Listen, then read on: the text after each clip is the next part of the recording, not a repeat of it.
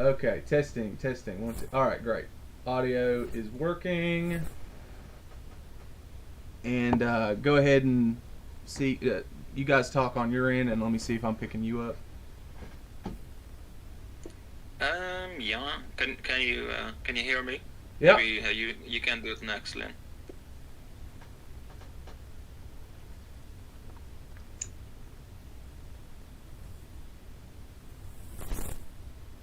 Hello? Okay, great. Yeah, I'm picking up everybody just fine.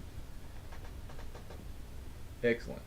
Okay, so let's just jump right into this. I've been really excited about this game for years, Scorn, because it's based upon a lot of Hans Rudy Giger's work, the guy that did the Alien movies, and Basinski.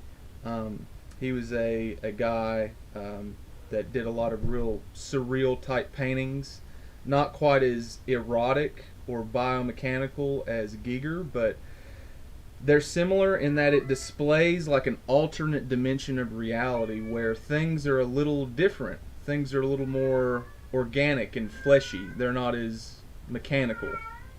And that's always been very interesting to me aesthetically because human beings are just thoroughly disgusted with what we have inside of us. That we're thoroughly disgusted with our flesh, with our blood. And for good reason. A disease comes from that. If you have too many bodies laying around, people get very sick and die. So it was kind of jarring to me seeing some of H.R. Giger's work and Basinski, but at the same time that it's creepy, it's kind of beautiful. And here's a whole game kind of exploring these aesthetics, and so I'm just really excited to jump into it. I saw a lot of themes throughout the game dealing with transcendence at any cost. That the spirit is the very most important pinnacle achievement of the flesh, of everything. And to such an extent that the flesh is going to be enslaved or subjugated by the consciousness in a type of resentment, when in fact the flesh itself is what bore the consciousness. And so throughout the game, there's a fight between the consciousness attempting to transcend the flesh and the flesh grounding the consciousness back into reality. So anyway, with all that said, I guess I can show people parts of this game and sort of just talk about it. Let me send you a link that I have rocking and rolling here on the stream. That way you guys can kind of see what's going on. I don't think I can screen share over Discord or whatever. Or can I? If I do it over my computer, I guess I could screen share, right? I've never really tried to do that on Discord before. I sent a link in the round table to the stream. Okay.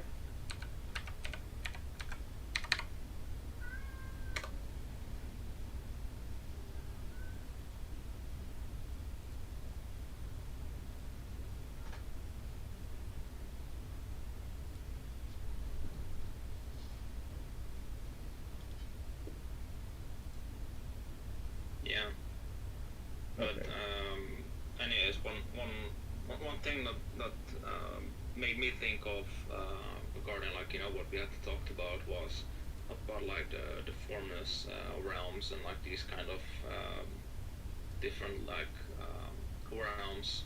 I think like there's a lot of symbolism in with that between like I guess like this formless realm, but also at the same time there's like this like you said, this connection to the flesh and to, I guess you could call it the body really.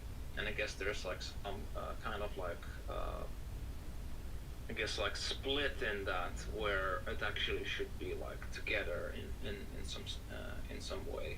And it's feels like it's exploring these themes I had seen also some other person make a video about it, and there were some comments that really stood out to me regarding like how it fits together with like Heidegger and like Kant and these different philosophers, and this idea of like transcendence, but that there is like something like missing in that like perspective that has been put forward, and it seems like for real that it's exploring these themes. Yeah, they really are, because I think there's a lot of people trying to transcend right now. Like we're not happy in our flesh, we're not happy in our world, we're not happy with anything, you know. We want to change everything. We want to change our gender, we want to change our species, we want to change our mode of consciousness. Um, we want to download our minds into robots. You know, we're not happy in this at all. Like we're desperately trying to escape at every turn. And when I played through this game and I saw what the end result of that is, it really stuck with me. This whole concept of, well, in the game there's the concept of evolution and guiding human evolution in a certain direction.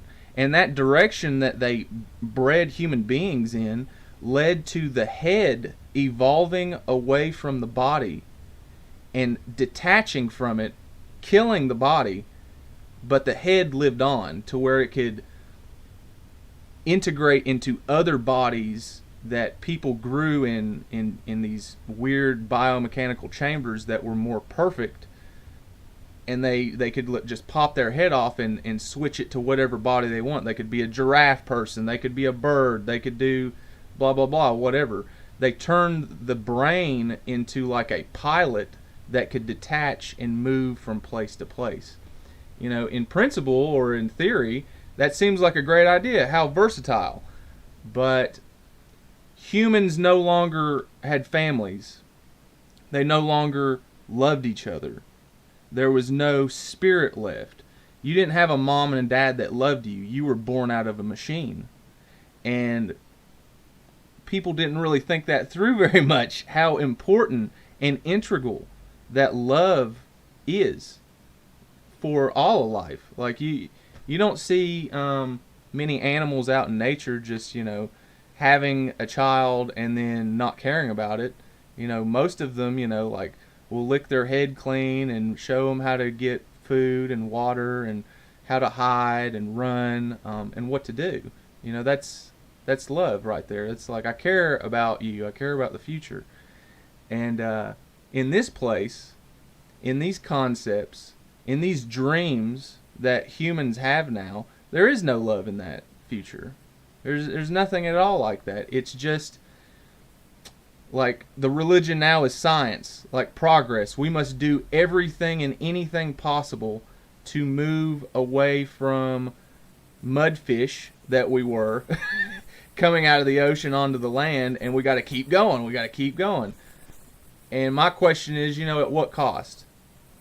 Are you willing to transcend everything and sacrifice some of the most important, near and dear things to us for the sake of that endeavor, of this transcendence or whatever? And I see this theme in a lot of religion. In a lot of old books, it talks about the flesh is not as important as the spirit. The spirit is the most important thing. And it was very interesting for me to see that concept taken to the maximum and sort of illustrate for me that's not true. The flesh is important. It's what anchors the spirit. If the spirit had no flesh to anchor itself upon, it's like death. It's like there's no embodiment. There's no way that there's no way that it means anything. That you can't. They're not mutually exclusive. They're together. They're one thing. It's like space-time. You know, you hear all these physicists and people talk about space and time. They're one thing. You can't have one without the other. And I guess the reason I want to make this video is I realized in this story they were illustrating that very thing. You can't have one without the other, and it's a silly endeavor. It's really silly. And then you started talking to me about the formless realm, Bass, and I was like, I didn't even know this was a concept. I didn't even know this was a thing. So talk about that a little bit, and I'm going to try to get this game going so we can kind of talk about it, and it's on in the background. Yeah, so about the formless realm. So the formless realm is a Buddhist concept. I was working on the course I'm making, and then we were talking, me and Naira were talking, and I was like, that kind of sounds like the formless realm. And really what it is, it comes out of Buddhism, and there's like these different realms, and the formless realm is basically described as a realm that's basically really like more of like a spiritual or mental realm that is detached from the lower realms. So you could see it as like being detached from the body particularly. And the Buddhists, how they get there is kind of like through meditation, and it's not like a bad thing. But the thing is that it in of itself, because you know it's a path of trying to get to beyond that, which is like enlightenment, but that's like, you know, when everything works kind of together, and it's like a stage in it. But it's in a way like how the game put it. It's kind of like then kind of like a trap in some sense, or like it's not like where we want to be, because it's like really like to realize that where we really want to be is actually right here, and that's actually the way, ironically, the way to transcend is to actually accept that we are here, and that this is the place to be. Yeah. But like a lot of this regarding like the formless realm too, it's like it's also described as like this place of like stagnancy. It's like nothing happens there. It's just an eternal, basically, realm in existence, and nothing happens. There's no growth. There's like, you're just disembodied spirits, and I mean, if you think about it, I mean, think about ghosts. I mean, ghosts can't really do anything much. Right.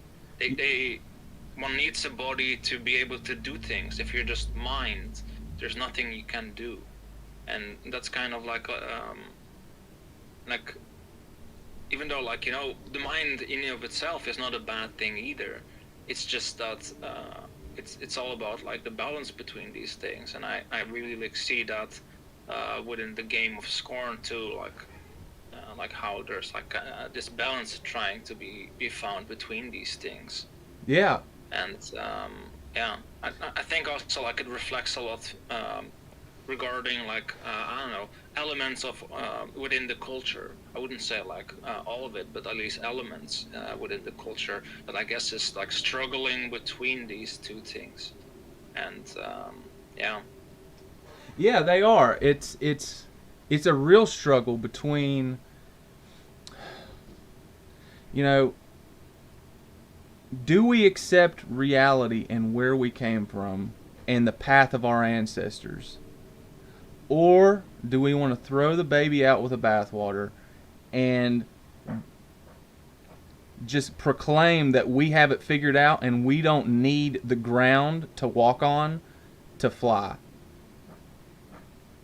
If that makes any sense. Like, all the groundwork that our ancestors laid for us, that we're standing upon, there's this new idea that we don't need to stand on anything. We can just like float.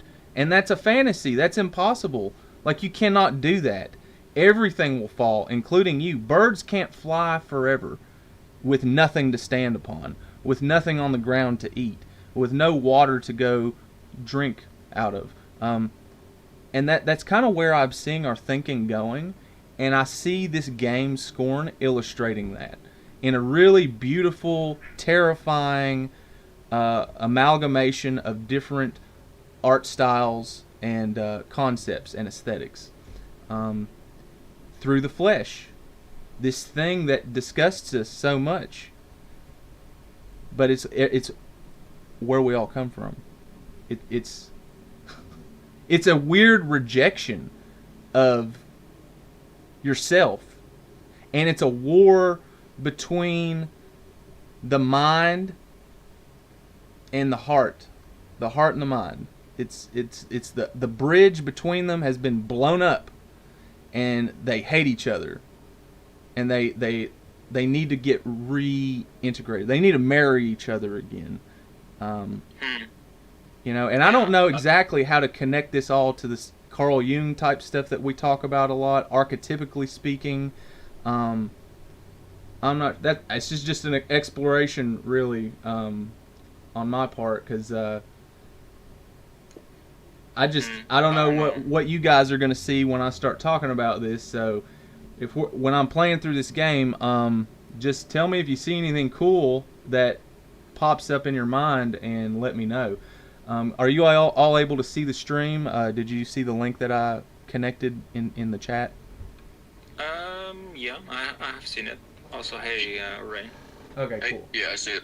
All right, cool. So I'm gonna start. I'm gonna skip around this game. I was thinking about playing it from beginning to end, but I didn't. I want to encourage everybody to talk here, and I didn't want it to become like a lecture or something.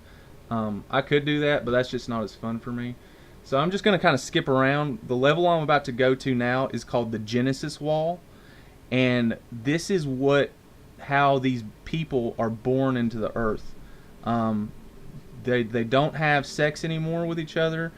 They don't have children the regular way. There's this giant organic wall that people are just born out of. Like it's this giant machine. So I'm going to start there because I found that part extremely interesting. Alright, so yeah, here it is. It's the second part of the level.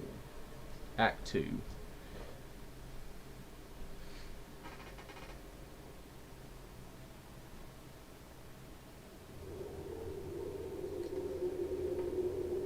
I guess it doesn't do the cutscene. So you just kind of start here.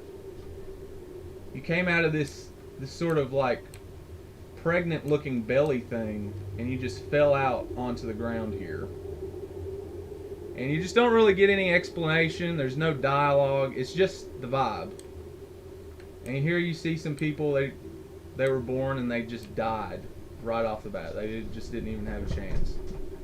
It's just kind of this really depressing, sort of hopeless, cold feeling. Nobody's here to welcome you. You just fall on the ground around all these dead people that just never even had a chance.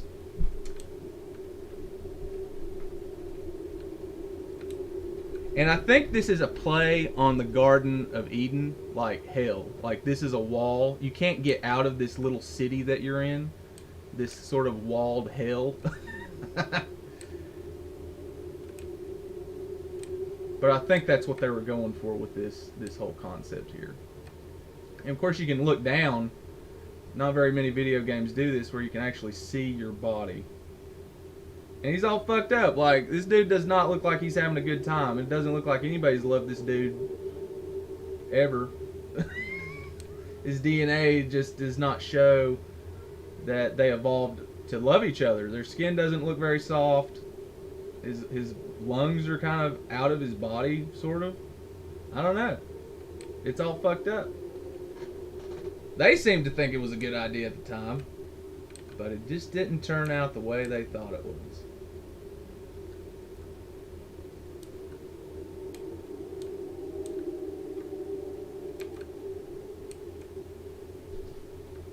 When I first started playing this level, I had no idea like what was going to jump out at me or what the fuck was going to happen.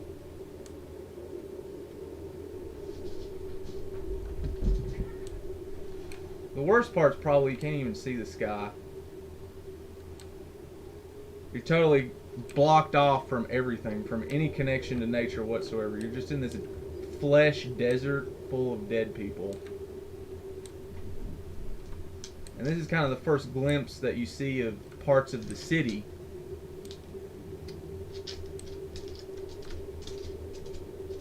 just at this giant kind of crater, this strange object out in the distance.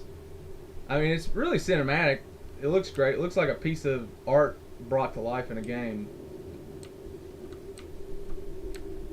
So they're not just cut off from their own humanity, but from nature as well. Yeah, yeah. It seems like these people in this world, and you know, the people that made the game, they made it a point to say this takes place on Earth. We're not going to tell you whether it's in the past or the future. And I thought that was cool. They're like, these are not aliens. These are us. This is what we did to ourselves, and we just totally dominated nature and started sciencing ourselves to death into something that we don't even recognize anymore.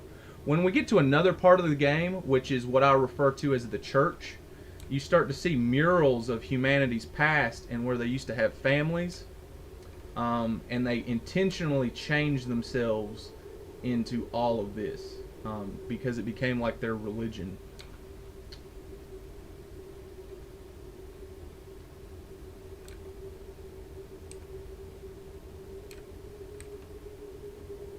What a gruesome game, man. Oh yeah, it's totally gnarly, right? Like it's so gross.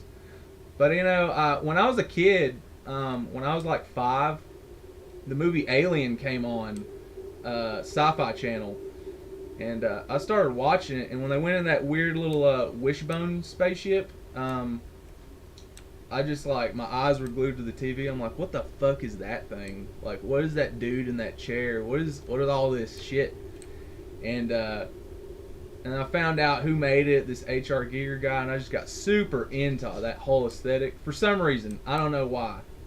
And I think it was because they were the technology. The attempt here is interesting, like blending nature and flesh into usable technology, and learning lessons from nature to make useful machines. You know, like the Wright brothers were watching birds and they're like, let's make a plane. That's kind of cool to me.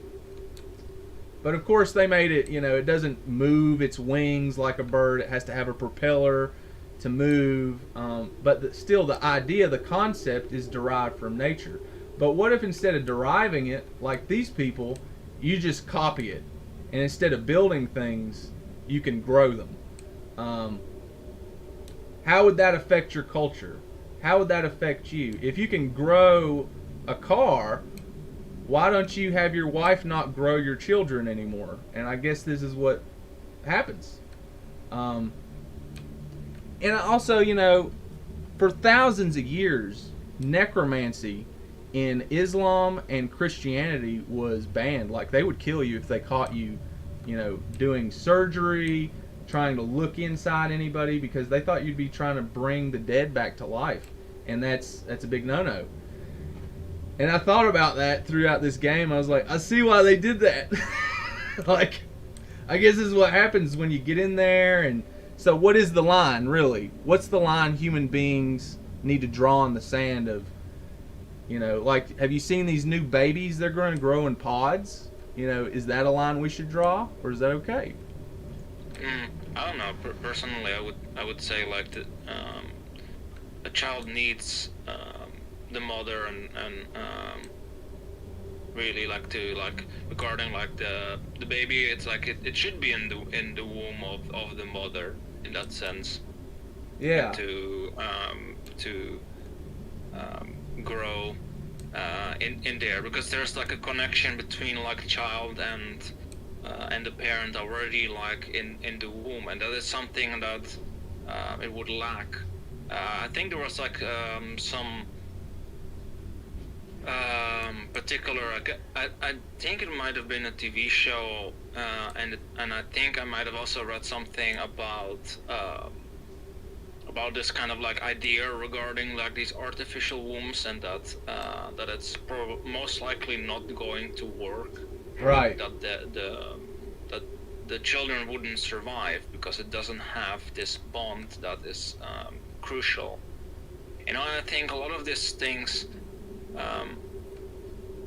what you're seeing here also in the game, I think like, you know, this is like a good depiction in that sense, but I don't think it's a feasible thing, because I mean you can't conquer nature completely to this degree to a wasteland and still be alive Yeah. in this kind of sense. It's like you need oxygen. You need, like, there's a lot of I guess base that you have that we're really like connected to, and I guess this is like a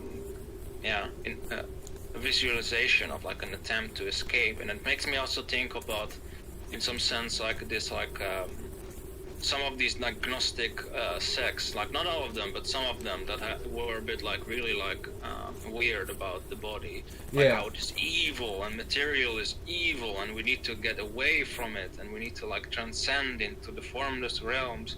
But then it gets to, for me, it gets really into like escapism kind of. It's like one escapism cult, and the thing is that the early, like for instance, the early church fathers, for instance, in Christianity, they said that that the body isn't evil, that matter isn't evil, and that it actually is part of the spiritual being that we are. Yeah. And you know, and I think it's really important to point out, because the thing is that if we start to like push that away, now we'll get like into like Carl Jung territory. We like push a part of ourselves into the shadow, and I think that the game really shows it well by this like flesh that is like coming to, like, I guess like how you put it, like to ground the brain back into the body. Yeah. Here's an example of this flesh wall that looks a little more completed, like it looks like it's not as damaged.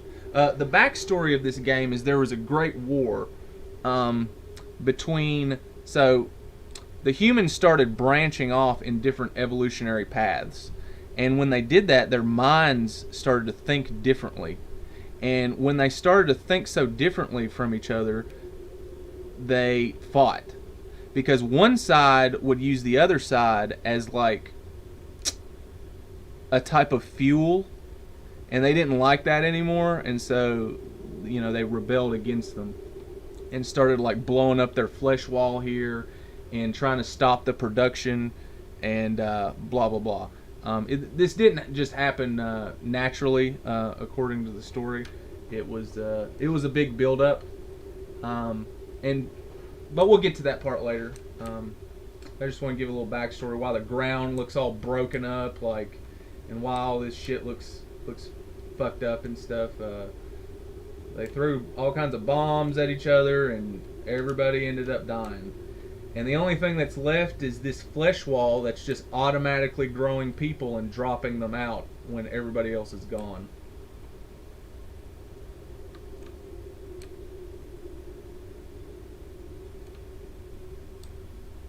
But here, this thing is called the Abate Assembly, this entire structure here.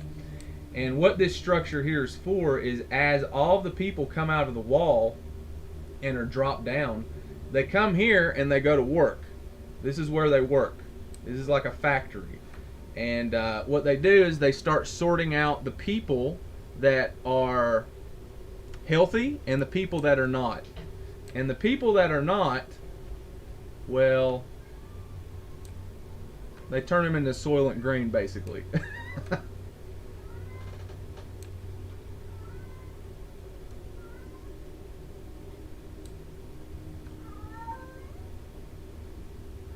This is the last part here, and then the outside exploration part will be kind of over. I really wanted to show this part first because this is one of the very few times that you get to come outside. Most of the time you're like underground, or you're in some sort of structure or building. But with a lot of games like this, they don't ever really let you outside, I guess it's too much processing power, but they're not very interested in sort of displaying this sort of stuff.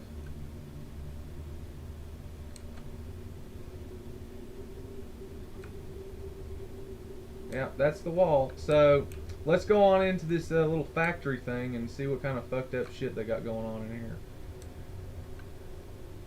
This part of the building, it was actually based on one of H.R. Giger's paintings that he did for Dune. He was going to do this Dune movie with Alejandro Jodorowsky, but it didn't end up happening. But this building right here was based upon it. You can't see the other side, but the other side's supposed to have a face on top. And that was supposed to be like Baron Harkonnen from the Dune books. But anyway, let's go ahead and get on in here. Here's an example of some of their bioluminescent light. It's like some weird little light sack. So even their lights are fleshy. This looks like some kind of railroad that they bring people in with. Maybe people that can't walk. They're just born all fucked up outside that wall.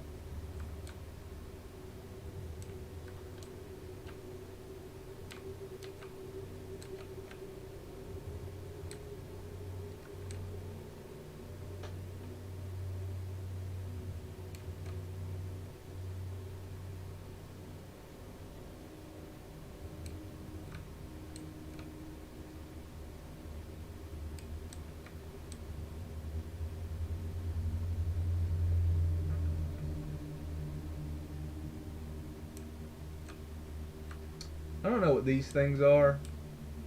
I think it's like the Soylent Green that they make out of people, and I guess that's how they feed these structures because they're alive. And there's just kind of this weird goo that leaks out of here. I guess it's like it's the blood that runs everything. I don't know, or the nutrient fluid or whatever. But you see that kind of stuff everywhere. A lot of this, like this, what you're seeing here too, I don't know, it really reminds me of like Aliens. Yeah, me too. The aesthetic. Yeah, for sure. How it looks like. It's almost like, it's like, I don't know, like they took like the aliens and they built like a structure out of it instead. Yeah, like they made some order out of the chaos and violence out of it. Yeah. So this thing, like I said, this whole building's called the Abate Assembly, where they ground up deformed people and turn them into that liquid to feed the biomechanical structures. So they make a shitload of it in here, and then they pump it back into the wall to grow more people. And that's what this giant tube is here, sending the Soylent Green back into everything. And this is kind of what it looks like when you make it. It makes you kind of then wonder. It's like if the wall grows people, and then it just to be turned into something to be fed back into the wall. What's the purpose? Exactly. Of the wall? Why do it? Well, the wall. It seems to be cyclical then. Well, some people like my dude, like he came out good enough to where he can walk, so he wouldn't be turned into food. He would turn other people that couldn't walk into food. So it's like they get a ratio, a certain percentage of them that are good enough to work, and grind up the people that can't. Man, is it just such a gruesome, cold world, man? Oh, it's awful. What a nightmare, right? Like, it's the fucking worst. I mean, when I got done playing this game, it kept me up for a few nights. I was like, man, that's fucked up. I hope that doesn't happen. I hope we don't do that, man. But I guess that's part of why I want to do this stream with you guys. Like, I don't know if everybody's exactly seen what I'm talking about or talked about it or had a podcast about it, but I mean, it's worth mentioning. Alright, let's go in this weird vagina, I guess. Let's see where this goes.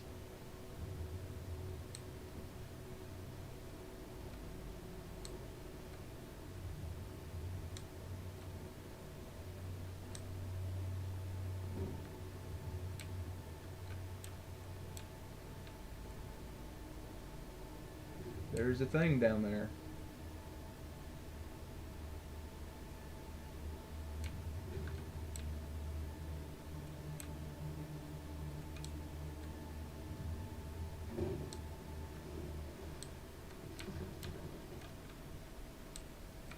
Okay.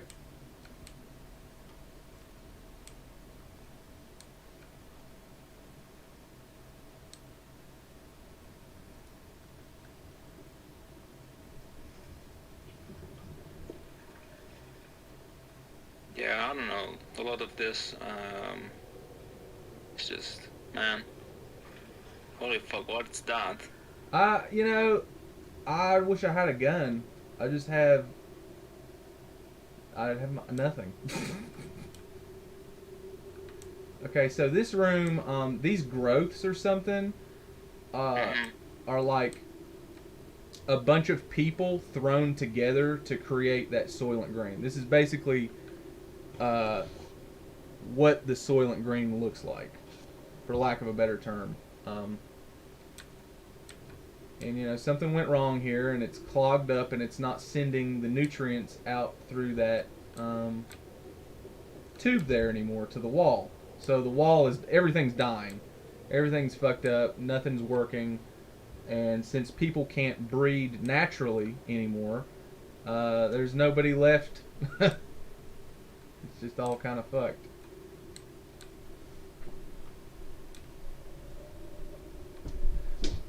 But the previous level that I skipped, like this room did not look like this. A disaster happened, um, but you know, I thought that might take way too long to go through.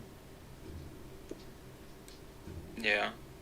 I don't know. I kind of say that this looks pretty brutal, man. This, it's like, it looks alien to me, really. Like this doesn't look anything like. It looks like one of those like worlds of like where the aliens are at, like one of their like hives where they have their little eggs Yeah. growing and those hands come out and that kind of stuff. Oh, for sure. So Uh, yeah. So this creature here in front of me is spoiler alert for anybody that doesn't want me to ruin it, but for the sake of conversation and the concepts in this game, this creature here is the representation of the flesh rebelling against consciousness. This thing is a primal flesh-based remainder of humanity. Um, it'll all make sense later.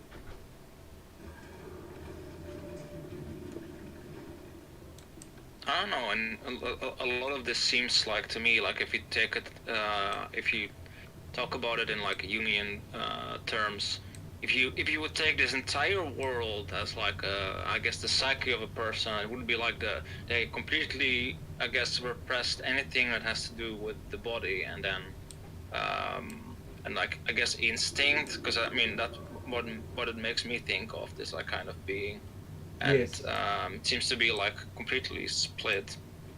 And yeah, this is a real like nightmare feel. Oh yeah, this is awful. This is the worst thing I could ever imagine.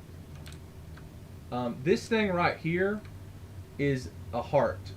It's a giant heart, and it processes the crippled people that they kill, and makes them into the Soylent Green goo. So the heart has atrophied here, and it's no longer pumping Soylent Green throughout the city to make it alive.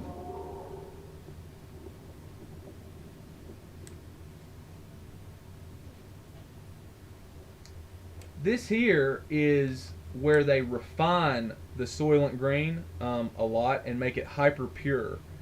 And in this place, they make an evolved human being that's a higher grade and status than the person that I am right here. So these people are like the elites grown in the pods here, and they're the more important citizens of this world. So that's kind of the concept of this, is there's a hierarchy. The baseline human beings that still have their genitals are ground up as food, and then you have the higher class, which is me, this guy. He doesn't have, you know, those features, and he's more utilitarian, used for work. His body's more resilient. And then you have these people in these pods, which we're going to get one of them out later through a process. And you're going to see that they have a third eye, and they have like telepathic abilities. They're more evolved towards consciousness.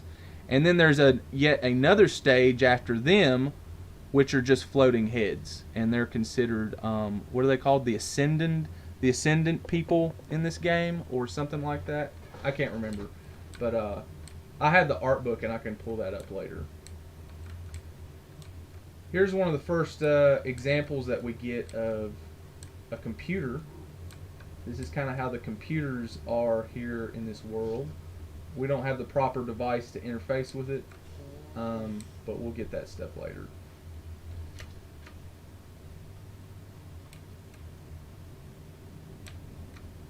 It is also a puzzle game, a pretty challenging one. It has a lot of really good puzzles that take you a minute to try to figure them out.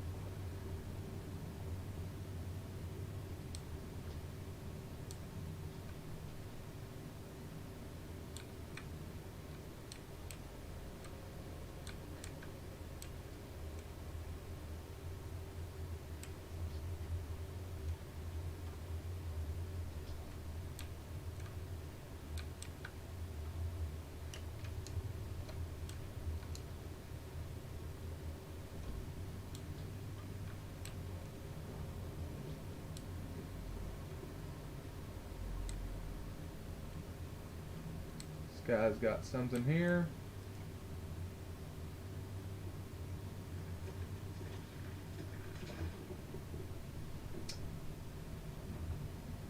Yeah, this is the thing we need. So here's an example of one of the puzzles that they have here. So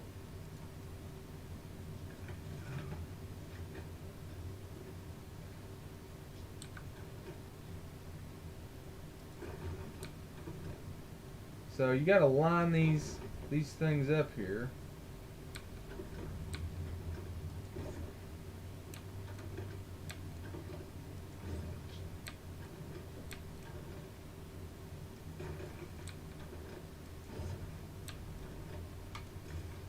There we go. We got a little pearl in our ring set or whatever.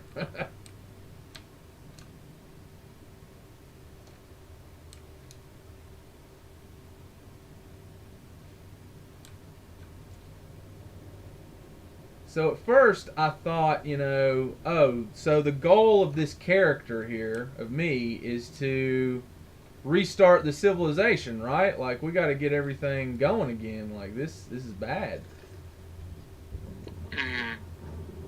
But over time, over the course of the game, you slowly start to realize this guy doesn't give a fuck about any of these people. He's trying to do something different. He's trying to transcend out of this place. He's trying to get out of here, man. He's like, this place is fucked. I can't get out of here.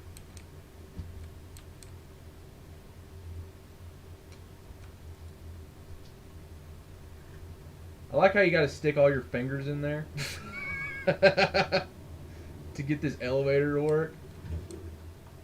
Like, you got to put all your fingers in there.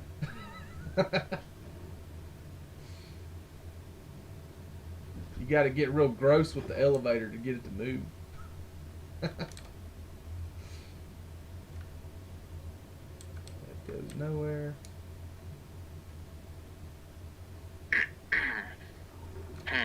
Whoa, there's a weird thing. So after I get into the center of this heart that I want to show you, I'll move on to another level because it can just take a really long time. So this is the center of the heart here. And you got all these different canals branching off to send nutrients and, liquefied dead people all over the place.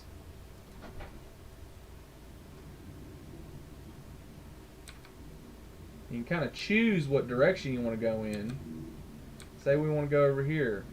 Watch what happens. That's just crazy. It's like the veins connect and hook up to each other.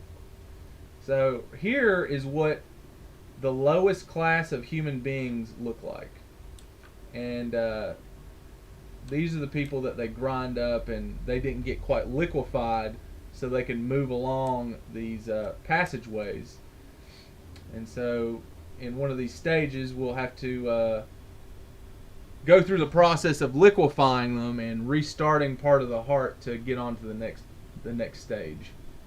But that takes a really long time. I just wanted to kind of give you an example of what this whole thing is about and give you a further vibe of what these people are willing to sacrifice for transcendence. Oh, I'm vibing all right. Right? Yeah. No, I don't know. A lot of this regarding the heart, also, if I think about it, regarding the heart, it's like if you think about it, what do people symbolize with the heart? Love, for love, instance. feeling. It's also like, yeah. Yeah. And I don't know, man. It's just that I guess somehow in this world, a lot of these things are seen as just purely biological, and I guess like the entire like emotional side of it. It's like it's either like machines or you know, in this cold kind of like cold-blooded thinking in some sense, or it's just the body. And I guess like mechanical, like its only use is to pump blood. Like you don't have feelings in your heart. Like it's only to get nutrition to different places. Yeah, it's got a very cold, calculated, mechanical feel to everything, and nothing feels nice. None of this feels nice here. This all sucks. Everything's work. Like everything here is work related. As soon as you're born and you're plopped on the ground, you got to clock into your job here. Like that sucks, man. Like nobody fucking cares. Just go grind up these bodies and throw them in the beating heart so that we can, float our heads around and not love anybody. Like, okay, that's a great plan. I don't know. I would say in that sense, with a lot of this, really, like, I guess what would bring this stuff together would be, I would say, love. And I would say, like, the emotions, and I would link it to, like, the anima, or, like, the I guess the feminine, really, in general. Yeah. What seems to be lacking here. Yeah. I would say. Yeah, there is. There is a lack of that, totally. The feminine. There's a lack of reverence for pregnancy, or, families, or anybody getting along, really.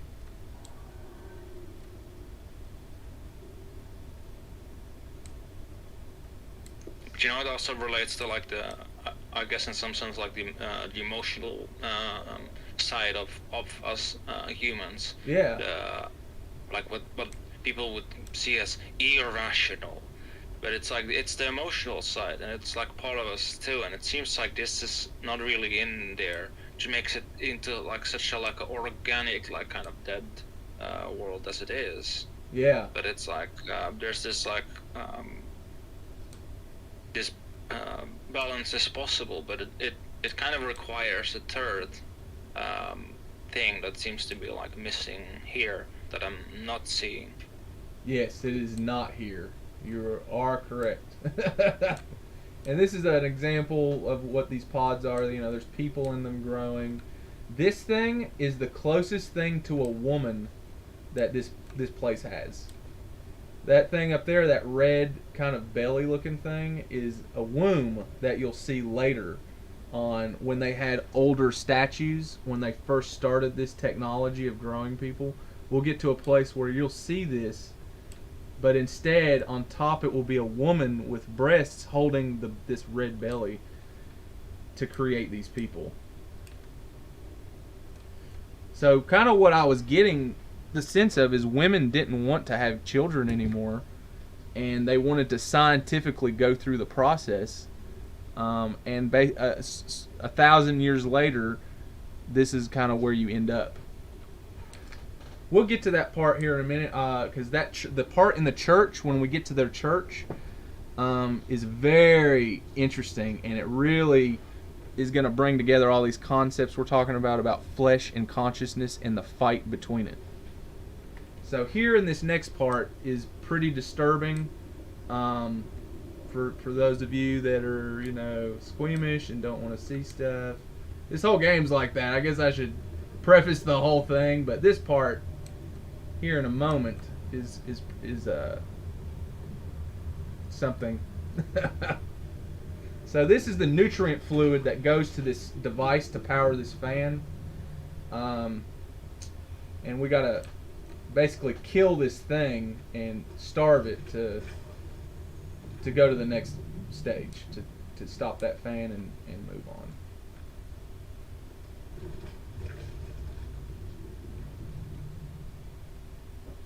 Okay, so this next part we're gonna get attacked, and it's gonna be pretty awful.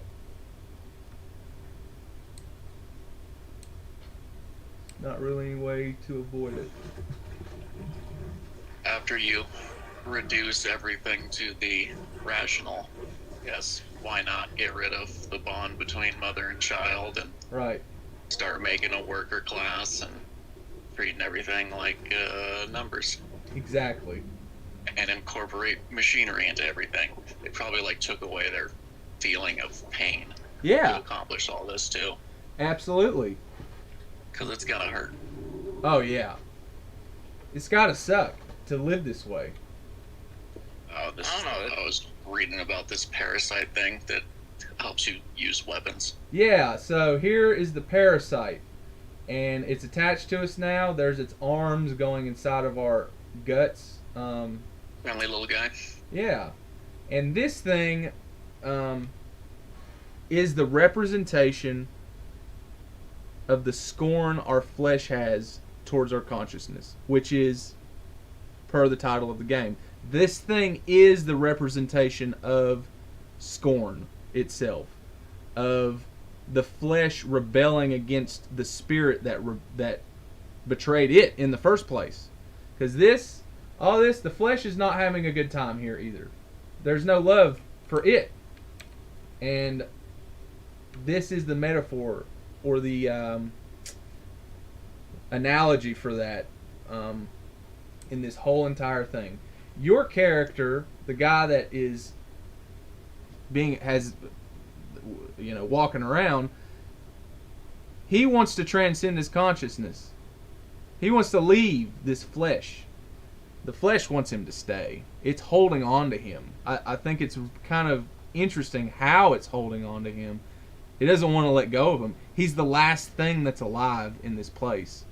And I kind of got the sense that it was lonely in a way. Even though it's things like a monster parasite. And think about how we even say that it's a parasite. How the people in the story say it's a parasite. I think that's how we see our flesh now. It's a parasite upon our consciousness that we resent. And it's not going to end well if we continue to think of it that way. If we don't get them to get along, this sort of shit can happen. Okay. Yeah, I don't know. One thing also, regarding the formless realm, one of the downsides from within Buddhism that is also said is that so within Buddhism they say that there's no pleasure in the formless realm. There's also no pain, but there's also no pleasure. And correct. And to some degree, it's it's a particular realm, but the people that get there, from what it is said, they get there by meditating, basically, and they just sit there meditating, and there's nothing wrong with that, I guess, in some sense, because it's practice to I guess let go of thoughts and feelings, so you don't cling to it, so they're in that state. But really, the next step of that is kind of knowing when to attach to a thought and when to not to. Kind of. So you can let these things flow. Exactly. In a way that is a bit more I guess connected to the body still, instead of trying to be completely away from any of those other things. Exactly. And the body is really important in that. Yeah, for sure. Check this thing out. This is like a weird jackhammer, and it reminds me of the alien mouth of how it comes out and eats your brain. Uh, I thought that was kind of cool how they made that concept into a gun and a tool. You use it as a tool as well. But anyway, I think that's all the important stuff on this level. Let's move on to the next level of interesting stuff going on.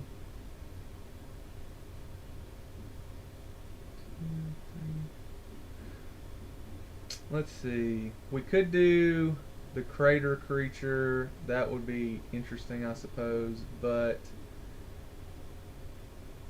I think we've kind of covered a lot of how this world works and what they do and blah, blah, blah. It might take me too long to get to that part. So I'm just going to go ahead and skip to the last part where we get to this church.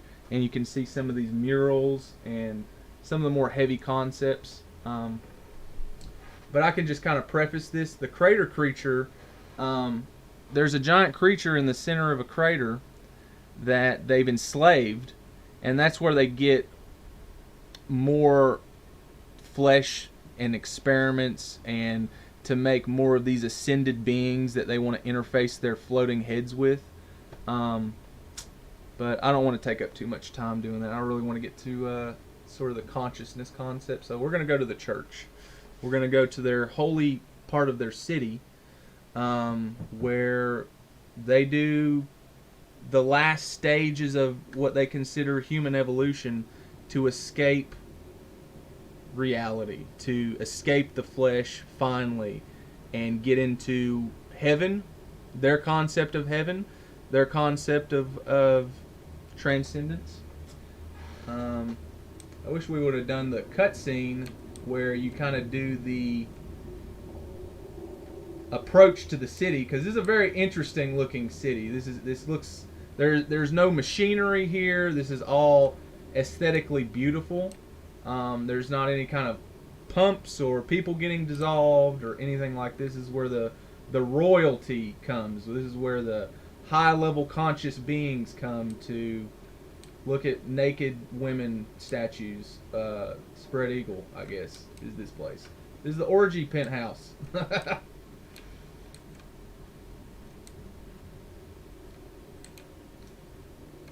Just take a look around this place a little bit.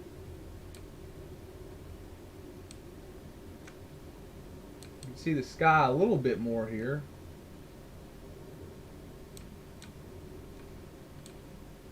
Oh yeah, in this stage, you know, I have a gun.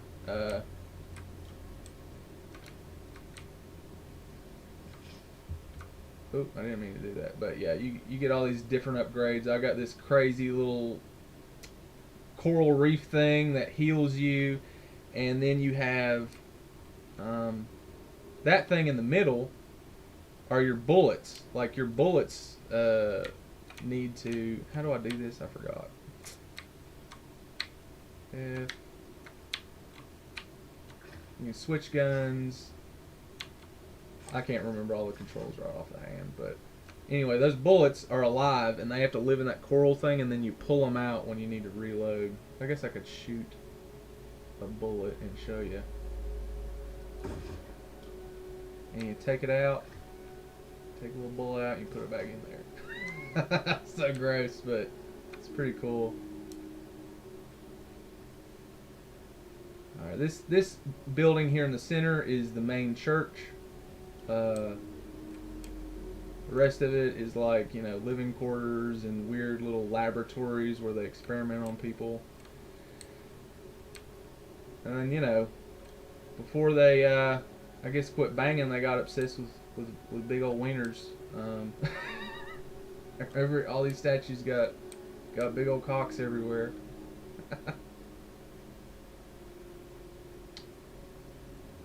Oh yeah, and another concept that I found interesting is the more evolved the humans that they make, they don't have mouths anymore. Like, they can't speak. And, you know, if you're familiar with, you know, Marduk, the old, you know, Sumerian stories, he was so cool because he could see all the way around his head and speak magical words to defeat evil. And none of these evolved people have words, the ability to speak and cast magical words. And that's one of the first things I thought about.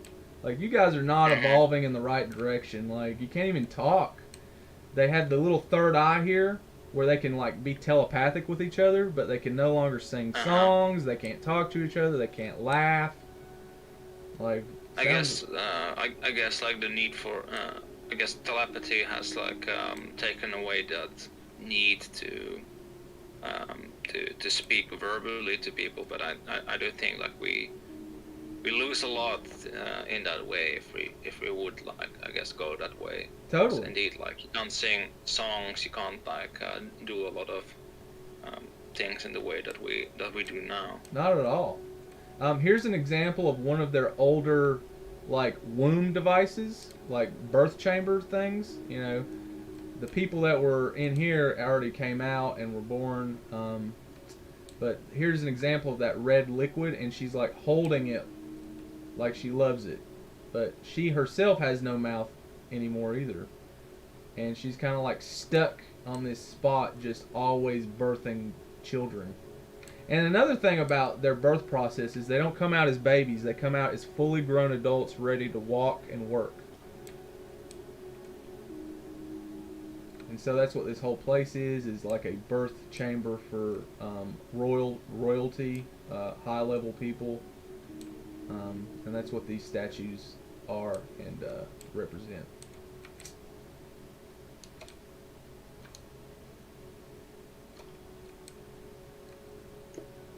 Oh, it's also interesting that these birthing like pots almost look like flowers. Yeah, they do, don't they? They look exactly like flowers. Closest thing to a flower you got going in this world. Yeah, that's exactly right. Yeah. It's terrible. But Yeah, I remember flipping through an H.R. Geiger art book. Yeah. It's all just like hyper sexualized, but in a very depraved way, and lots of death and lots of very intrusive and painful looking machinery. Yes. Just total hell. Like, nobody's having a good time. Mm-hmm. This is bad. This is who thought of this? They are fired. Whoever came up with You're this. a fucking fired guy. Like, you gotta get out of here, you pervert. Like, dude, there's other shit in the world. Quit making cock statues. Yeah, that's ridiculous. I mean, it's bigger than his whole body. I don't know. It's bigger than his. I don't know. Maybe Taking it over. What are you gonna say, man?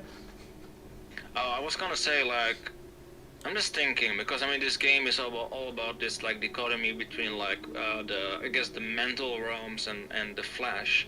But Yeah. the flesh, the body also links to instincts. So probably it's probably why there's all of this like imagery coming up linked to instinct, linked to the body, because it's like they're trying to transcend it, but really they can't. No. And in that sense, it's like coming up in their art everywhere. There's these symbols that are kind of like represent instinct and with that kind of flesh.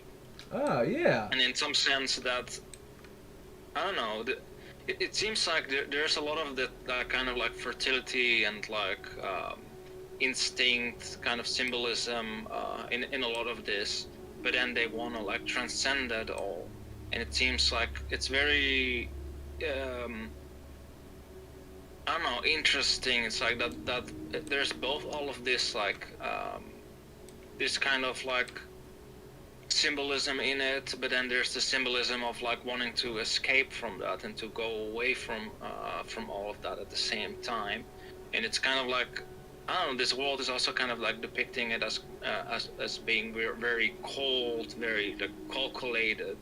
And I think like yeah, how I said earlier, it's like, you know, the feminine aspects are like, you know, but also like linked to like emotions, and these things are very much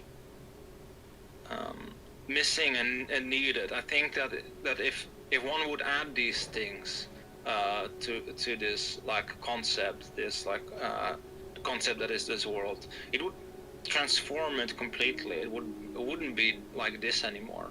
And I think it's just symbolizing this split that needs this third to balance these two things out. Yeah, you're right about that. Like with these statues, like there's these primal urges in it. Like I want a big old dick, you know, and I'm gonna make statues of it everywhere. But then again, I want to tear my head off and pop onto other bodies, and I don't want it either. I don't want that. So yeah, you're right. That's a very good observation, and I couldn't say it better myself. Like this whole thing out here kind of reminds me of a pipe organ, but I really doubt it ever made any music. But just kind of these holes here, and whatever this thing is in the middle, like everything kind of meets in the middle here at this structure. I don't know. It's probably just gibberish, but over here you start seeing all this sexual stuff. You know, this guy's got like a cock hat on, and she's like riding the top of his head. And to me, that's like talking about she's worshiping his consciousness. She's not down here, you know, doing it the regular way. She's like on top of him, his head, and his head has a penis going in her. Like he's impregnating her with thoughts, and that's hot to them, or something. That's what I get from it. And then you have other statues, of course, where, you know, they're doing it like regular people in a very interesting position. Her legs are way up there. And he's got his hands down there and blah, blah, blah. And there's a hole going somewhere. But anyway, we're going to go into this part, and this is where shit gets kicked into third gear. This is what I call the church. And you walk in here and we weren't in third gear yet? Okay. We're not in third gear yet. This is kicking it into third gear, bro, for sure.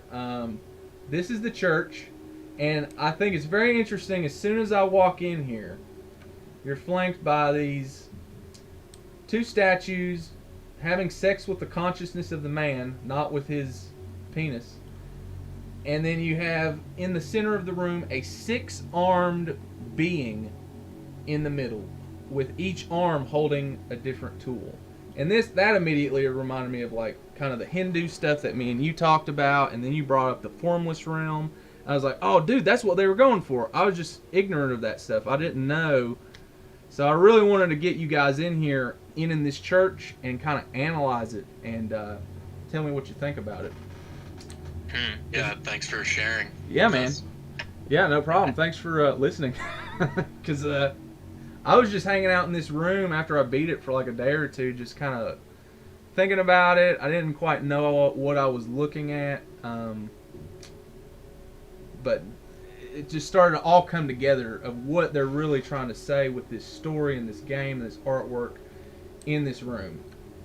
So we're going to walk in here, and you see all this junk up on the ceiling like this.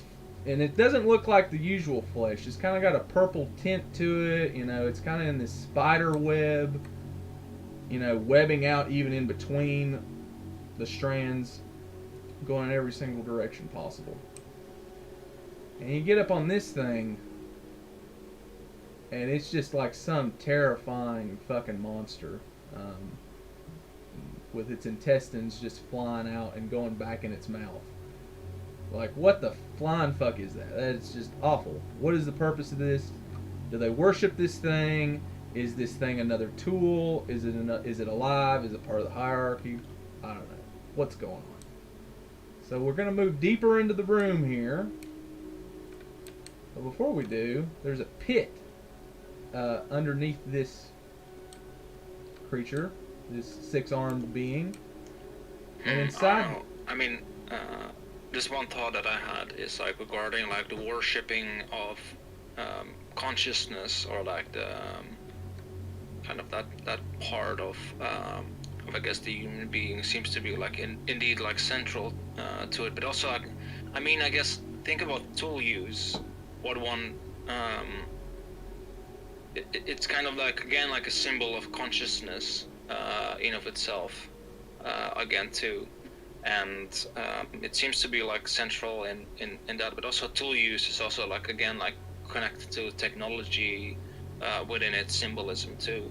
So again, like there's a lot of that like going on, and it seems to be like yeah, again like the similar like themes like before. Oh yeah, man, absolutely. This is I don't know. I don't know, man. It's fucked up. It's really fucked up.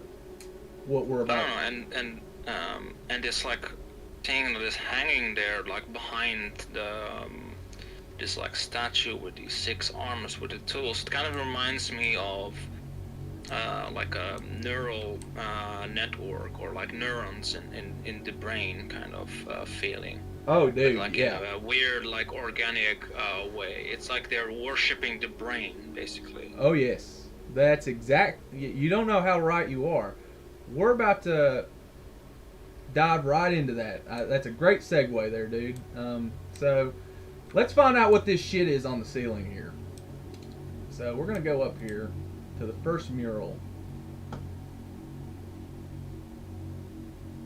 And here is the first mural depicting the history of humanity. We started out here, regular man and a woman. They love each other. They're doing what all people do that love each other. And then down here you have them making children inside the womb of the woman. And everything's great, you know. You live, you're born, and you die, you know. Great. Well, they didn't like that anymore. You know, be it the men or the women, they're like, you know, women, we don't really want to have babies anymore. We don't want to do this. So they created another version of themselves and it looks like it's poking her eyes out and taking her mouth away and also taking her uterus out, her ability to reproduce anymore. It's like a conscious decision that humanity made from going to this to separating the sexes. Because here's the man over here. They take the woman's womb and her ability to create life, and they take the man's heart.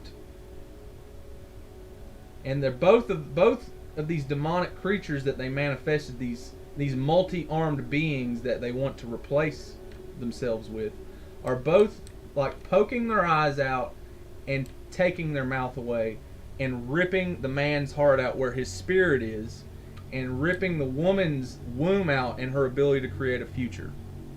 And I thought that was really heavy of how they're depicting this in this mural. It took me a while. I had to stare at it a little bit to like figure out what the fuck is going on here exactly. But I that don't know. A lot of the symbolism that I'm seeing here regarding like the heart, but also like the womb and the mouth. A lot of these like are connected to like it's connected to like the mother and also like different like I guess like what Carl Jung would connect to the anima or like the anima animus kind of.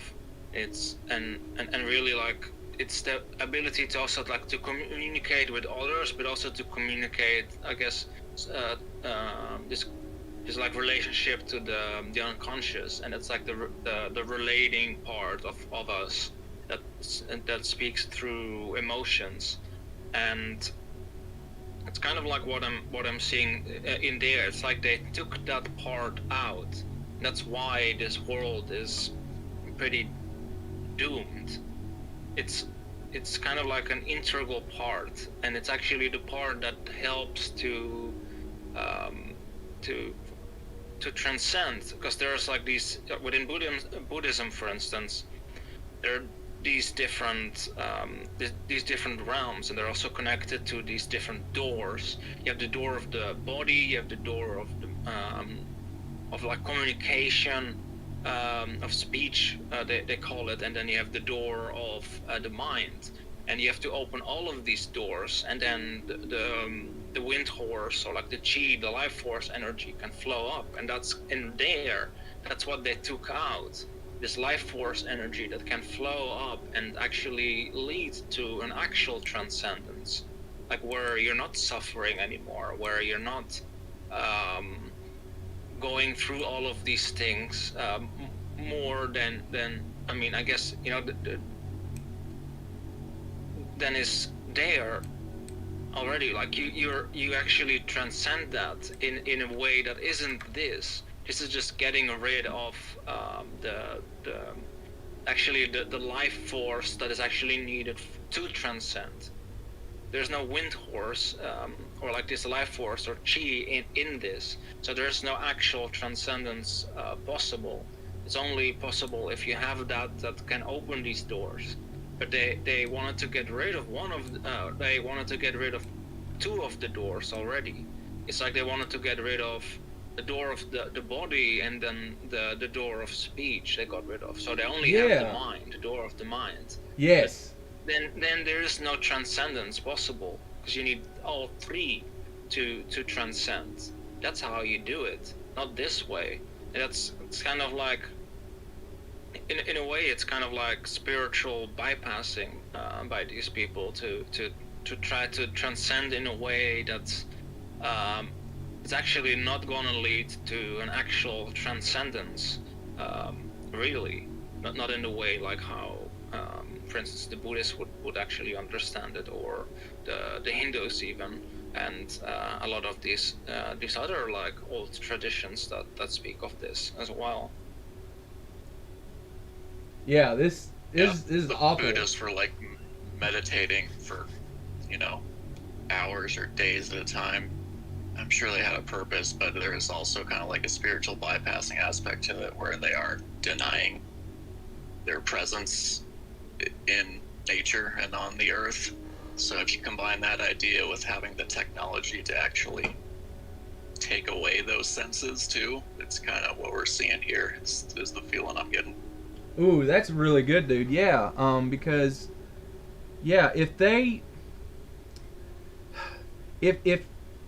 nature is beautiful and life is beautiful, then why aren't monks more interested in having families and children, right? And you know, that's just me saying that. Maybe that's not what you were saying, but that's where my mind's going. Kind of what I'm getting to, yeah. Okay, yeah. I'm sure so there are different reasons for it, but right. Sometimes I do get that feeling from some of those practices, yeah. And the way that I kind of get monks, and you know, apologies to any monks out there listening. This is just what I get, is I feel like monks are just different people that might not be good at having a family, but they have another puzzle piece that they can be to contribute.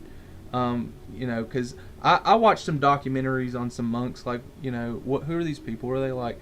And when I listened to a lot of them, it sounded like they had failed marriages, they had their heart broken somehow, and they went off in a quest for consciousness and understanding. And I see a lot of people aspire to want to be like that and be like a monk, like transcend their need to have a family, to feel love, to pursue any of those things. You can take the MGTOW people, for instance, that going their own way, like monk mode, just sort of this terminology that I hear in the zeitgeist. And I'm like, that's not a thing to aspire to. That's not a thing, you know, that's a thing to do. It's a nice option to have. But it should not be the norm and something we aspire to be. And I kind of get a sense in some things, like Eastern religion that has come over here, there's a misrepresentation or a misunderstanding in putting the cart before the horse in that. Do you guys know what I mean when I'm saying stuff like this? Yeah, there would also be some people, like, they're not saying that everyone should do that. Not everyone needs to go out and meditate for, you know, years. Right. On a mountaintop, but some people would have the desire to. But then kind of when you force it technologically on people and make everyone do it, then you're going in a whole different direction. And like, it's like the Gnostics, you know, it was a varied group with varied beliefs, but there were sects of Gnosticism that did think, you know, the flesh was something we were supposed to get away from. Right. They would not engage in any sexual acts, or wouldn't engage in sexual acts that had, you know, resulted in procreation. Right. or things like that. So they were, and how do you? That's not going to last very long. No. Obviously. No. You can't pass that tradition down. I can easily see though, with kind of like where our culture's at right now, where this could become a good idea to everybody. Where they're like, and oh, the birthing walls, like you do hear some people talk about, like with the overpopulation problem.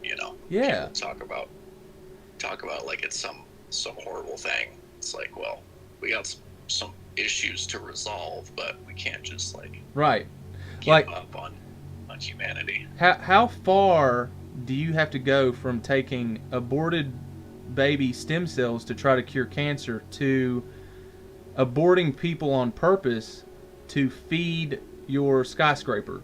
Like this world. Like, where are these lines?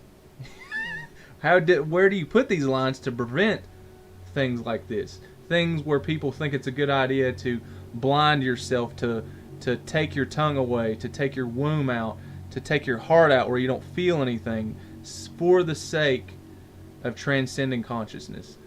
What is that thing then? If it is consciousness, it seems like it's a demon then. It seems like it's not you anymore. And you have these different layers of the social classes in this game, right? Yeah. And so it could even be like the higher social classes decide to do this to the lower social classes too. Like, oh, y'all don't need tongues anymore because you're just workers, and we're the ones that are really, need to do whatever the hell we want to do. Right. All right. You're born lesser. So. I don't know. And no, go ahead, man. Yeah. Go ahead. Sorry. Okay. I don't know. A lot of this makes me think about like regarding like the I guess Eastern stuff. Regarding that all. I don't know. I do think like some people seem to like get like a lot of the Buddhist kind of stuff wrong. It's not about like, not really. I mean, the goal isn't to transcend into another realm. It's to actually work on oneself to a degree where you transcend this particular, like, I guess, like, it's like this inner conflict. You resolve it. It's like what the Buddha did with how he made like peace between like the Garuda and the Naga, so the snake and the eagle, to make peace between instinct and intellect, to make peace between the mind and the body, to bring them together. And that is transcendence. Yes. In its proper form. Right. And I think a lot of people are somehow like getting this wrong, or like it's not really, I guess it's missing this particular foundation or understanding. Yeah, like the New Age but people. That's really what I'm getting at is, I guess, I feel like a lot of these concepts exist within New Age, sort of really hyper liberal ideas of we're all one, we're all together, and even concepts like equality. Like, how far do you want to take that? How far do you want to take it to the extent of, let's hammer down all of the tallest nails, all of the people that rise above everybody else, hammer them down so everybody feels safe, so they feel okay. How far are we going to take all these concepts? Sorry, go ahead. There is also, there is also like a converging of New Age thought with technology too. Yes. Like, the New Agers talk about the singularity. Like, yeah. Something. The techno wizards, dude. To go towards. Yeah, the techno wizards, like, they are scary motherfuckers. Like, I follow this comedian, Duncan Trussell, and he went I love Duncan. Oh, Duncan's cool, dude. Yeah, he's really cool. He's so down to earth. And a lot of this stuff, I was thinking about what he was saying. He went to a technocrat convention. It was called 2030 Now or something, and he met all these really weird, Gnostic, technocrat people that infuse alchemy concepts, magic with AI and algorithms and all this crazy shit. And he came back and he did his podcast. This was probably 4 or 5 years ago, and he was just wide-eyed, freaked out, seeing like visions of hell. He's like, man, these people, like, they're gonna fucking take over if they haven't already. This is bad. They're talking about opening portals to hell like they're helping humanity. And it's not. It's so terrifying. Like the Neuralink thing, dude. I can see, some maybe good things, but for the most part, Neuralink is terrifying, man. Like, that is so fucking scary. But I guess we're gonna see what happens. I don't know. I just had this thought regarding the game, but in the game there's this like weird hierarchy. It's almost like, I guess like, I don't know, like, it's like mixing all these weird things together and like making like the worst of, like, I guess like the coldness of, I guess like, a lot of like the, I guess it's like almost like the darkness of like both the of I guess like humanity. Like, that's why it is as a nightmare as it is of a game. It's like it takes everything which is like from all sides and puts it together. Because I mean, like you said, like regarding like equality, there's no equality in that world of Scorn. Not really. They're all equally treated like shit. Yeah, but there is this ruling class that is above. So I mean, where's your equality? Exactly. In that, I don't see it. And the thing is that, yeah. Go ahead, man. Sorry. Yeah, no, go ahead. I was just gonna say, that kind of is the end game of equality. Is at the end of it, everybody gets equally treated like shit. Everybody gets treated the same. And that's not good. We should have a meritocracy where you reward people and you praise them when they do something amazing and good. Like if you have a figure skater and they do like a triple axel spin pirouette, it's natural for everybody to feel a surge of energy and get up and shout and clap and be happy for them, because that's a great achievement. Like, you can't do that. Most of us can't do that. And when you witness a human being doing something most can't, that's amazing. You shouldn't be like, oh, equality, we can't do that. Sit down. You're going to make us sad. Like, that's stupid. What are you talking about? So that's my little take on that. So, are you guys ready to see Neuralink and what its true purpose is? Because these people got a Neuralink too, man. They got a Neuralink. They're all about it. They want to... So no turning back now. No turning back now. So here's the end game of what these people consider transcendence, what they consider heaven, and what they think is worth all of this sacrifice and suffering.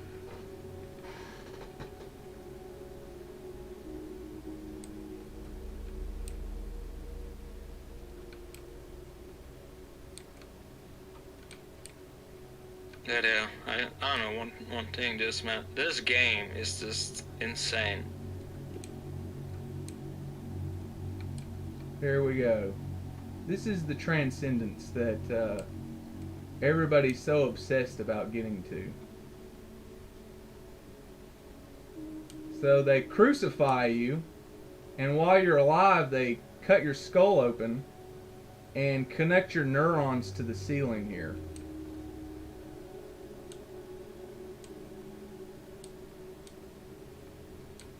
This kind of reminds me of that scene in Event Horizon at the end when they're opening that portal to hell. That scene with Sam Neill where he like loses his shit and he carves all these like demonic symbols all over him. Great movie. Oh yeah, it's a good movie. A good example of why you always keep your Geller fields on during warp. I don't know, man. So basically, this is just... their brains are all merged into one consciousness. And they just have their brains like spilling over and growing up into the ceiling. And they're all dreaming together. They're all alive still. Like, these people are alive. Their bodies are dead, but their minds are alive. It's like when you get two schools of thought that come together, like a New Age movement, right? Yeah. There's like different languages and different spans of time and different geography, and the two sides don't have the lexicon to understand the difference between the symbolic and the literal interpretation of the meaning, and everything goes bad, and they take all the literal aspects Yes. of it and none of the symbolic aspects of it, and you completely lose track of what it even means to be a Right. human. Yeah, this is like OTA 12 of Scientology here. Like, this is like, everybody thinks this is the best thing. You're going to walk into this room and find all the secrets. And like, okay, we're going to cut your brain open and attach you to the ceiling now. Like, you know the secrets of Xenu. It's like, well, I already gave them all my money and the right to attorney, so there's really no going back now. No going See back. what they got. I might as well, give them my brain or something, right? I don't know. I don't know. Like a lot of this for me feels like this is like some like I guess like cheap copy of like actually connecting to like I guess like the oversoul, you could say it. It's like Yes. spirituality without the practice. It's like spirituality that has become like some cheap like material mockery of like what it truly is. It's like taking it all of this literal, that we have to like do all of these things literal in that sense, where it's actually these things are symbolic, and we don't have to do any of this, and we can actually connect to the oversoul, and we can connect to life itself, to nature, and everything that is alive, and that's the true form of transcendence, not this what one is seeing here. This is like it's not it. And I think a lot of it comes from what you were pointing out, Rain, regarding like people taking a lot of these things literal. And I think that's kind of like, I guess it's just what it is in some sense. But the truth to it is like that a lot of these things are actually symbolic, regarding like alchemy, but also like in mythology and a lot of these like different spiritual traditions too. There's a lot of a symbolism in it that they're speaking about it in such a way. It's like yeah. So much of language is a metaphor and it's symbolic. Like, do you see what I'm saying? You don't literally see. You're communicating and talking about ideas. So you just take that to the nth degree, and you start combining languages and combining schools of thought, and you lose track of what's supposed to be symbolic and what's supposed to be literal. Yeah. And then combine that with technology, and you could do some pretty crazy stuff. You get some pretty in a real bad way. Yeah, in a real bad way, like the worst way, probably. So this is the first mural of why they abandoned sex and separated each other, male and female, and became a one genderless species. Like, there is no man or woman that is able to reproduce anymore. It's just machinery. And down here is an example of one of the ascended beings, and we'll see that. We'll go down there and look at it later. But this is the purpose of everything, is to become this thing here. Or rather, that is a body, and you can detach your head and attach yourself into this body. And this is the transgendered, evolved, ascended being. This thing is neither male or female, and it's constantly pregnant, but not without a child. That red fluid is psychedelic DMT liquid that allows you to see multiple dimensions at once. And so these things are pregnant with that liquid, and their bodies are flooded with psychedelic substances to transcend with every step that they take. These guys listen to way too much Joe Rogan. Way too much Joe Rogan. You did the DMT, man? Yeah. I transcended everything, man, and I got 6 arms. Alright, so here's the second mural. This is depicting the transcendence. This is depicting the human destroying its body and pulling its guts out. And it kind of looks like the caduceus a little bit with the 2 snakes, but it's your intestines. Your small and large intestine here. You can see it's disemboweled itself to create this other creature. So here in the center, there's not a man or a woman. There is 2 heads, kind of like Janus from like Greek mythology. You have one human face without the mouth, so the half-evolved human with the 3rd eye at the top, transforming into the eyeless, mouthless, only the 3rd eye, only consciousness being. So we go from this to this. You don't even have a nose anymore, so it's a further reduction, or alchemical term, a further distillation of humanity into a pure form of consciousness that results in this creature here that detaches from the head, detaches from the body, and it's able to fly around now. This is the final form of human consciousness that has dominated the flesh, that is able to fly off and integrate into other bodies like this. And this is the whole point of their entire civilization and everything that they've done, is to create the perfect vessel for consciousness and get rid of the flesh as much as possible. Doesn't that look like a lot like the parasite kind of thing? It does. It really does look a lot like it. And it might be related. I just wasn't able to find enough information on that. Yeah, I think I read about that the parasite apparently is the first character that you play as, and that it got like through the goo transformed into this other being when he was like blowing up the heart, I think it was. Yeah, he's trying to get the heart going or something like that, and he did get in an accident. I wish I would have had enough time to do it, but it probably would have been a 4-hour stream, and I doubt many people would want to sit and listen through that. But yeah, you're right about that. He did get gooed, and it's kind of like that Prometheus black goo with those engineer dudes that can transform you into weird shit. And that's what happened to this guy. That's how he got turned into the parasite. He got gooed, and this is what happened.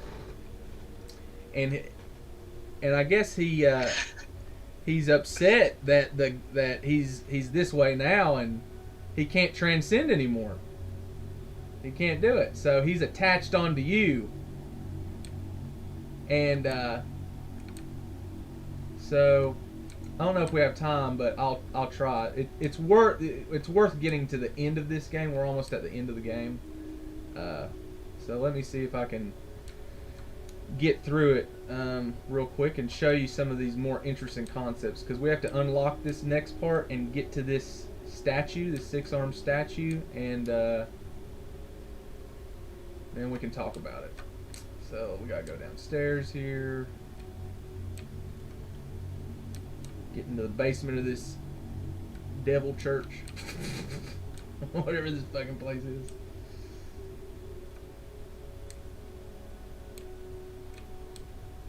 So this here is these ascended creatures, these ascended transgendered beings that that they worship in this world, basically. And what the purpose of this is their bodies, their head can detach. This is the last form before they can get in this floating head form and do a bunch of weird shit.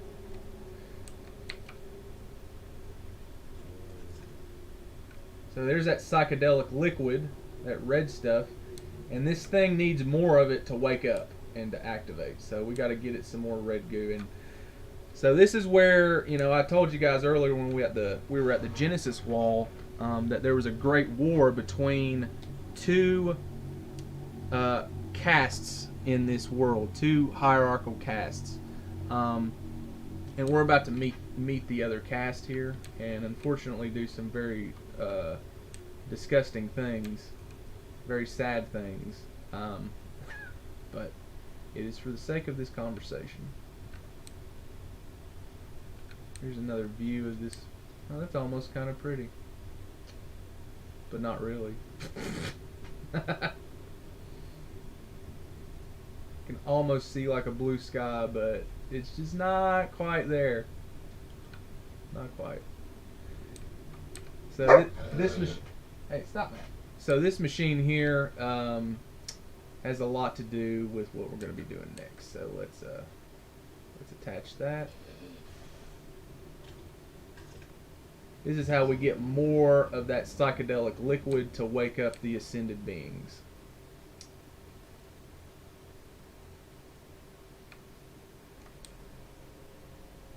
And it comes from these little dudes.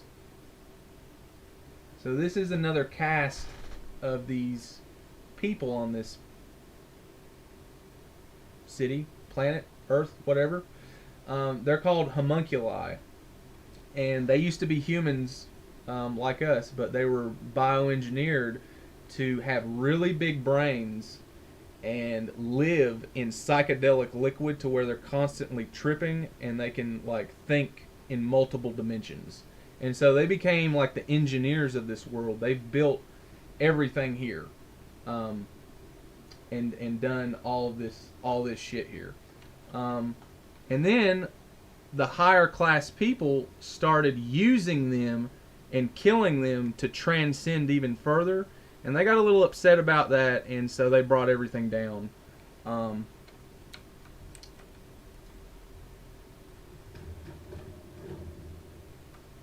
played Bioshock? I have not played Bioshock, no.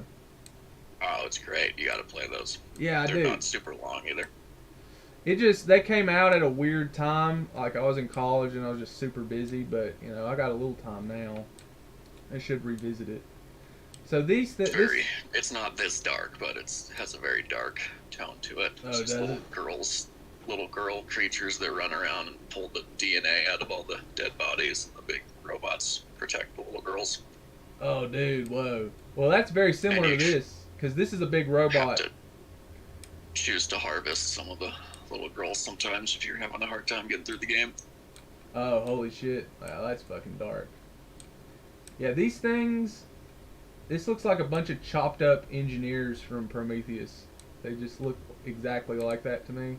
They're got these black eyes, and What the Alien movie Prometheus? yeah.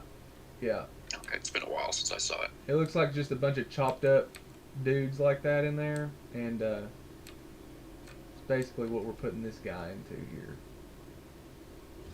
So these little things build these cyborgs out of dead bodies, and that's how these things move around and do stuff that they got to do. And so, unfortunately, and it took me a really long time to figure this out, you've got to kill these things.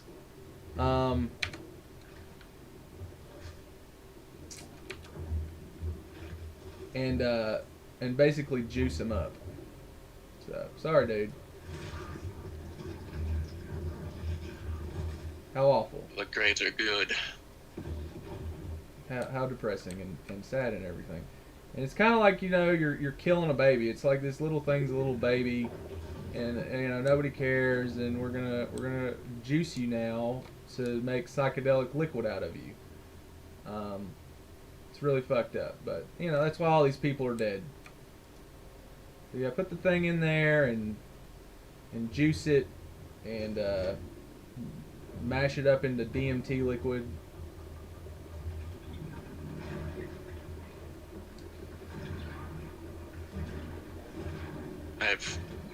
Terrible. I've taken as much horror as I can consume, and it's just turned into pure absurdity at this point. So Yeah. I can Yeah, it's absolutely only laugh at it's the horrible. horror at this point. No, it's horrible. It's absolutely absurd levels of demonic energy.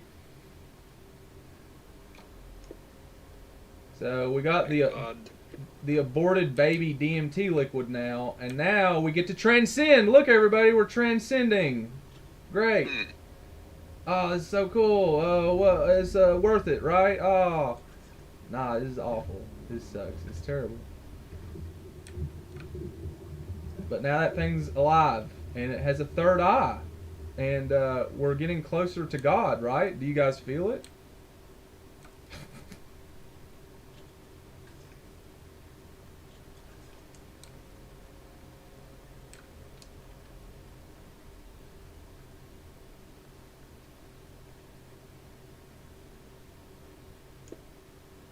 This is just beyond anything, man. This is just wild. It's the worst. It makes me want to be a better person right now.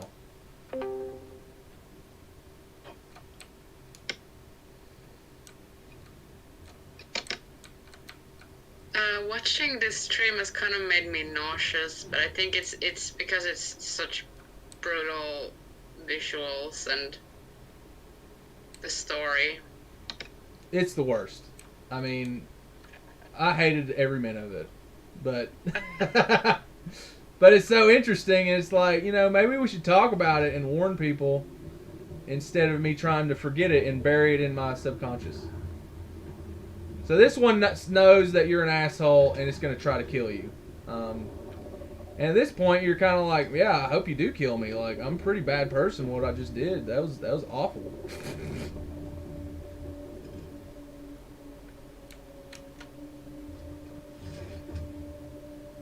So these things fought the ascended people with the third eye, and I don't know if anybody really won or whatever, but you know, they got grenade launchers and shit like that. So I gotta try to be a little careful.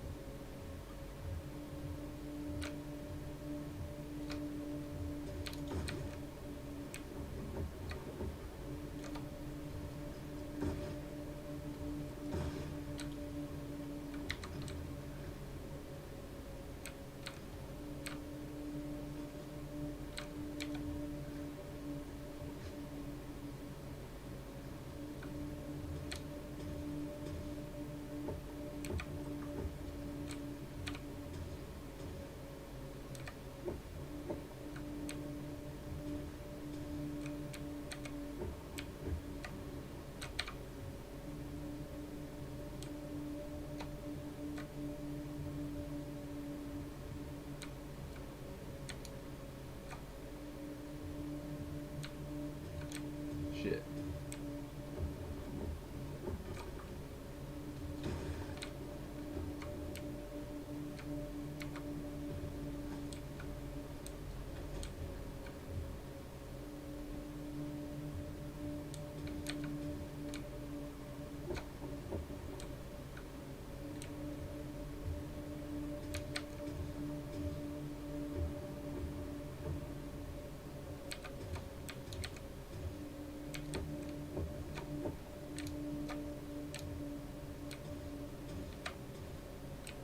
Shit.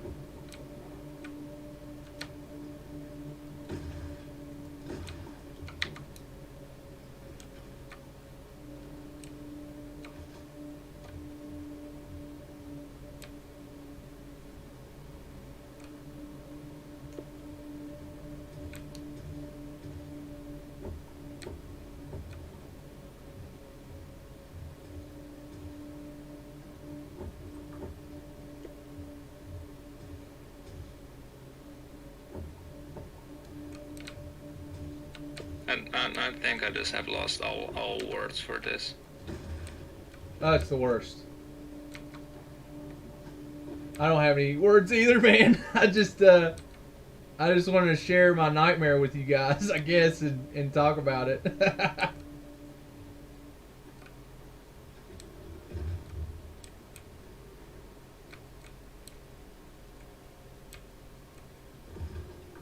as if the existence of H.R. Geiger wasn't enough. Someone had to make a video game based off of it. Someone had to do it, right?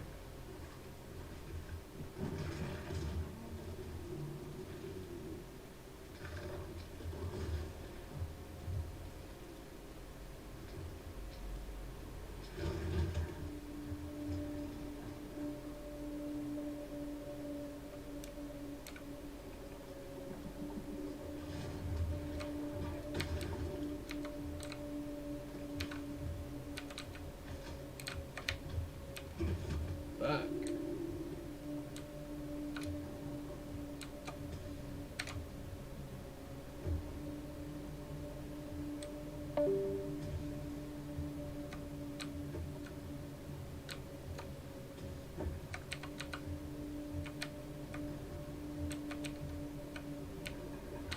Oh shit. I was stuck on something.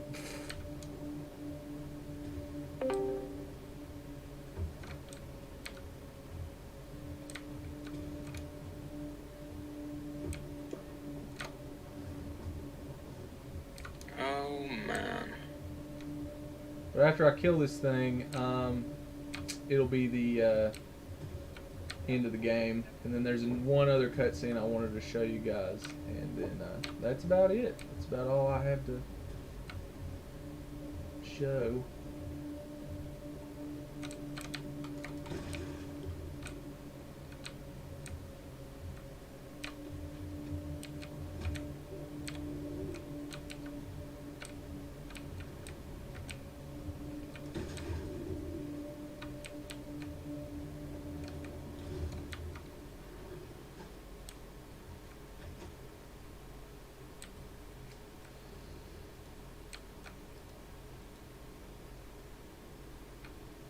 I don't know, the only thing that for me comes to mind is like this is like some,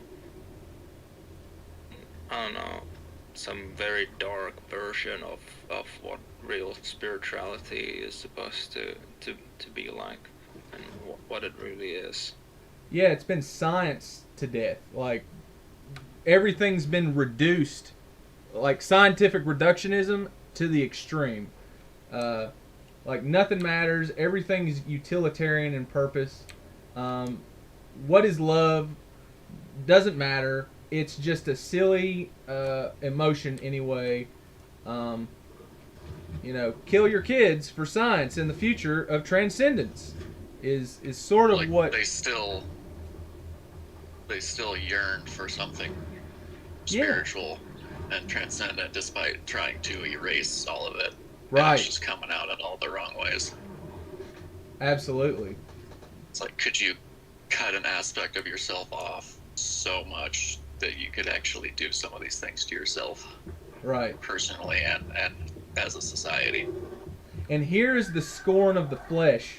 Like, and another thing is, now that I see this perspective, if flesh was conscious and it had its own spirit, what would its opinion be of this world? I mean, it looks like the flesh is not appreciated here. It's enslaved. It's resented. It's not a nice thing that we're doing here. Like, this is awful. Actually, in the end of the game, I think the ones that are guiding everything are some kind of automatons. Oh, that are yeah. left behind. Yeah, they're like machines that your consciousness can get inside of, but if your consciousness dies, they just stand there. Yeah, that's right. They're shell. Oh yeah, that's what they're called actually. They're called shells. So those pregnant things that we're feeding with these dead babies, those are the shells, and they have no consciousness, and you have to fill it with your own. And so all those crucified people with their brains going up into the ceiling, they're able to inhabit shells and do different things. So, okay. Let's do this last one, and then we'll get to that cutscene, and we can talk about it. Yeah, I don't know. It makes me just think of like, why not just accept the body and have the body to do things? it seems like you can't do things in this like weird mental realm they try to transcend to. So then they have to still build bodies, but then they end up building these like kind of like robots instead. So Yeah. it's like, why not just accept the body? It's much easier. You don't have to build anything, you don't have to do anything, you don't have to manipulate and engineer all of these different things. You can just be. This reminds me of Erich Fromm's book, To Have or To Be. Ooh. I've never read that book. What's it about? It is a title. It's about designating yourself about indicators or trying to find yourself, and both are not well defined and both have a lot to go. Like, it is a good book. We can read it online, like at some point in the future. It is very close to Jung's stuff. Oh, okay. Very cool. I'll have to check that out. Mm-hmm.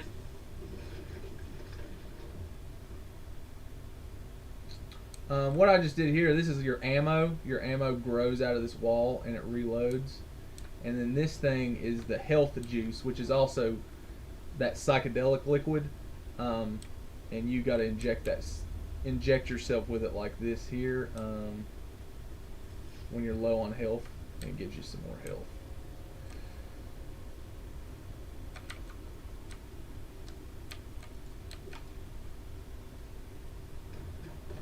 They really drive home the point of abortion for transcendence with these scenes here, because you got to kill like 3 of these things to wake up the shells, the transcendent beings, to move on to the next part.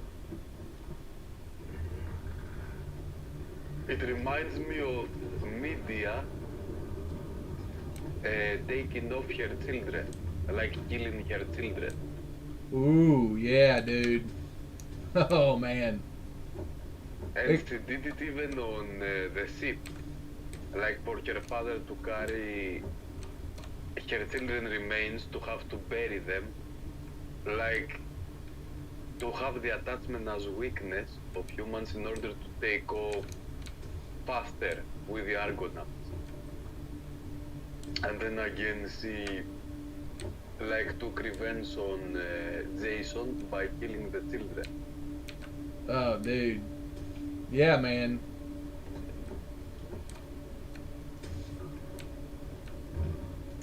I wonder then, like, what that kind of then symbolizes. What do you think, like, Anastasia's regarding, like, taking the revenge on Jason? Like, why particularly in the context of that story?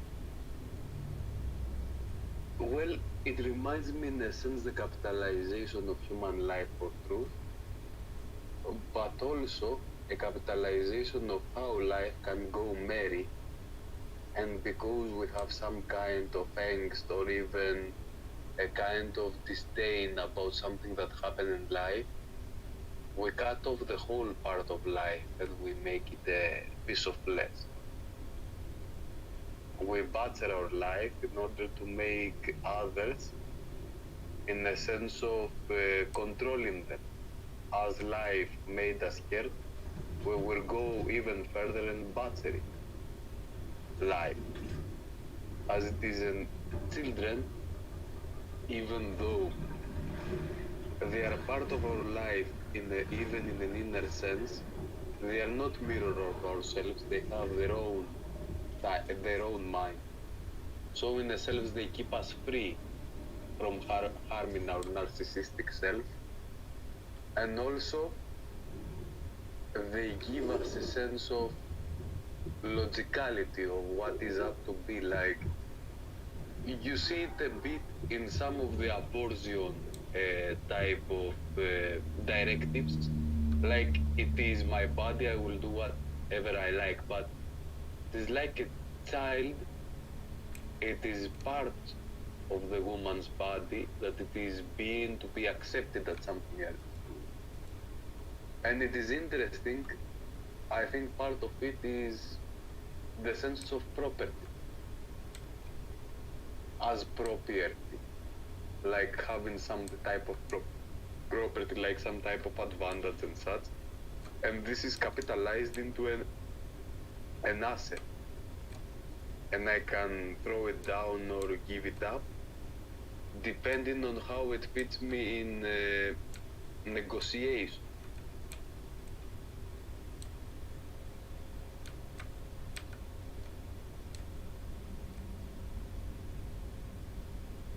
It is a bad reflection of the pain of life, I think.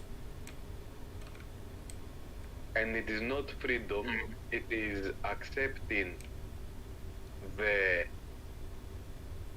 pain that transforms us in a way of life and not accepting it as a fact and accepting its power. And because we accept this transformation and the power, we have warmongers, people that don't care about other people, people that are more separate-like towards other people, like they see them as dinner. And in a sense, this is these different kinds of approaches, I would say.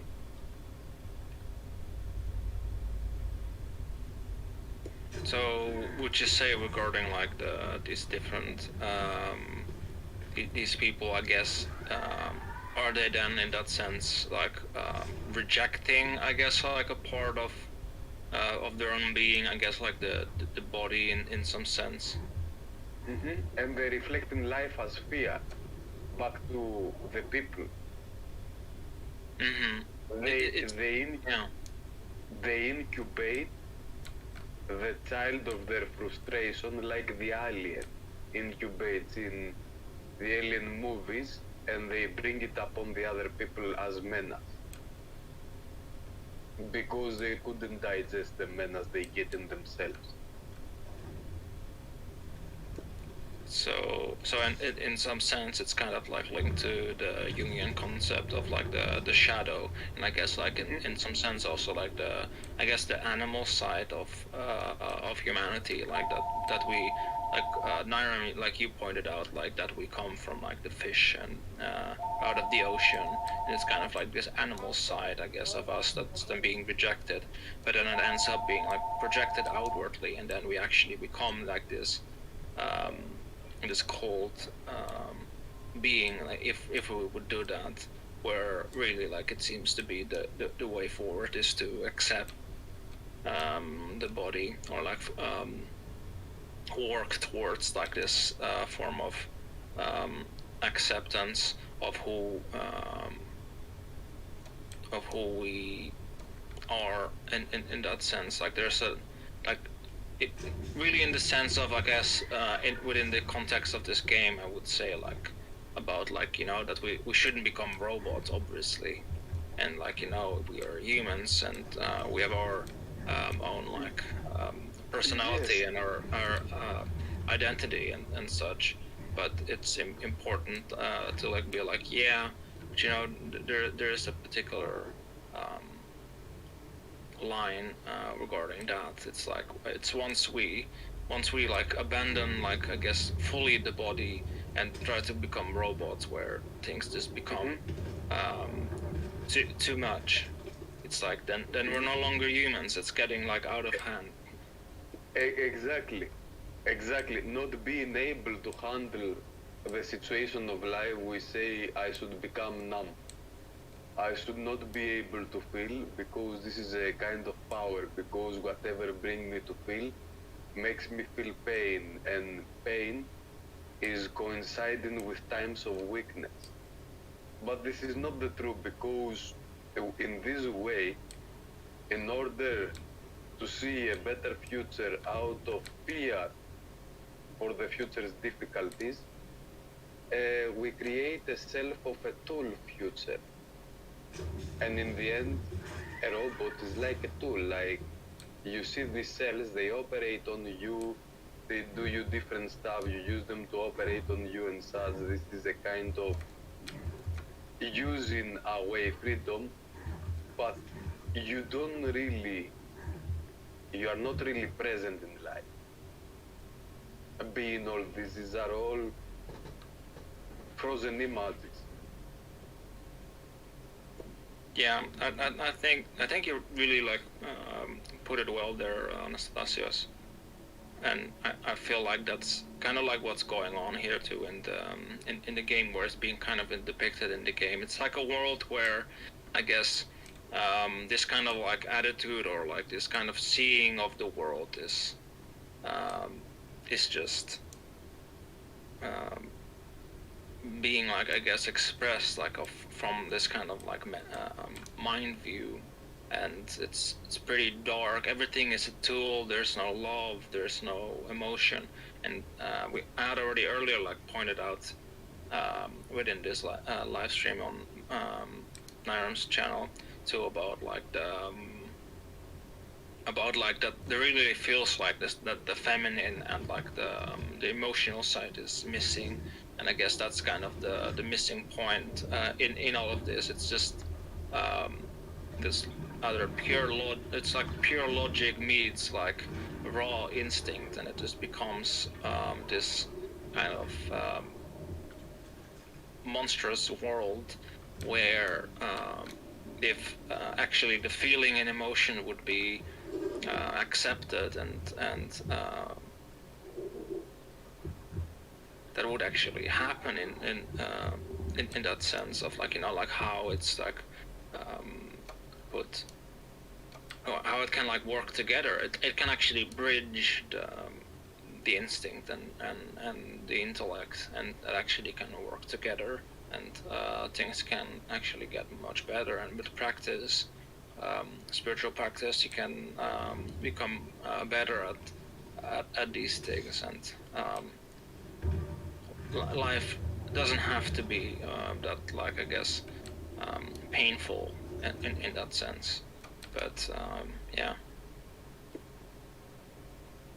Yes, and there is an interesting thing that I saw in the walkthrough of this game. Like, you see, there are two figures. One is this serpent-like figure that is an evolution, in a sense, of human that took a different path. And this is getting, like, possessing the body of the main character later. And it comes out again, and in the end it eats him. Like, he gets liberated by it, and then they get him again. And he uses the machine to get out, but in the very end that this possessor eats him, like the machines are not doing anything, just works. I don't know. It makes me kind of feel like how, because they've been like, I guess this certain kind of figure might like represent like also connected like snake consciousness and like the body in some sense too, an instinct. Like they've been like trying to push that away like so much that it kind of represents, I guess, the shadow kind of in Jungian terms, that is like that is coming back to basically haunt them, and they get completely consumed by it, by the shadow, symbolically then in the story within the context. And it's also interesting that this like figure first pops up in this place where this heart is pumping. And I think like this connection like kind of then also points in that sense to like that's like one of the parts kind of like in a more like I guess emotion or feeling connected sense, which is in the shadow actually, and this serpent figure kind of too, like this like other parts, and it's like supposed to be just mind kind of, but then it becomes this like shadow possessed nightmare. Yes, if you have a heart or feelings, you can be infiltrated. Like these things that Jordan Peterson used to say about the city, that as long as there is a city and the walls will never be perfect, there is a possibility for the snake to enter, and you must be vigilant. The snake in the garden.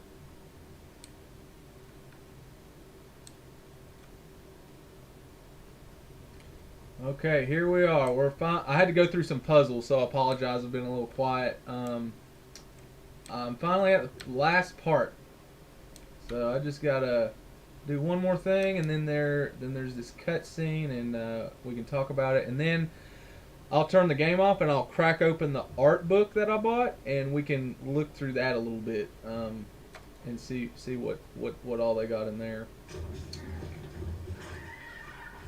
Okay, I had to get that thing off. It seems like So I can use my tool, and then I'll be able to get this parasite off of me. Because this is the room where you remove it right here. This big old claw machine.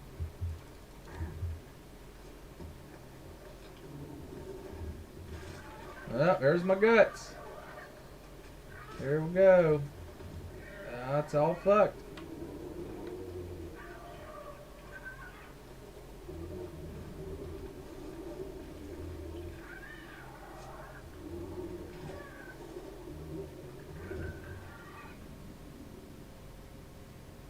So here's what this thing looks like. There's its tail. Its rib cage is opened up, kind of, and there's its head. That's the head of the character that you play in the beginning of the game that we skipped over to save time to just kind of get to these concepts. And basically, his spinal column with his ribs is all that's made it. And he's like a walking head spine that's attaching to him.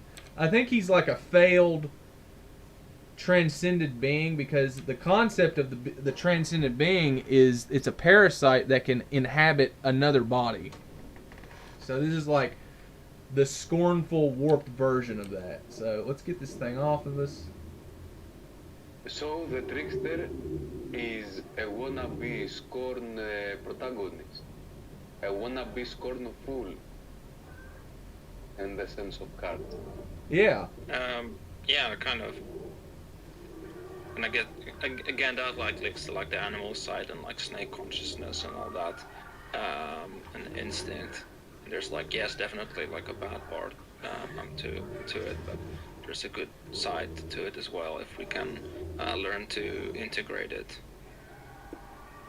Yeah, and that's what I think that's what that thing is. You know, it's the primal flesh version of ourselves that it's not going to let you get away with what you've done to it. You know, look at what consciousness has done to the flesh, what it's done to the soul, to really everything. It's not good. So I'm like gutted here, and I have my guts spilling out, and I've got to make it to the transcended being. Look, our flesh is dying. We've got to transcend and escape, right? Because nothing else has any other meaning. We have no meaning in our death anymore. We have to transcend now. So this guy's desperately got his little DMT liquid, and his guts are falling out, and he's walking through the last church on earth, and he's just trying to make it to heaven. He's just trying to get his brain into the network, man, and become one with everybody.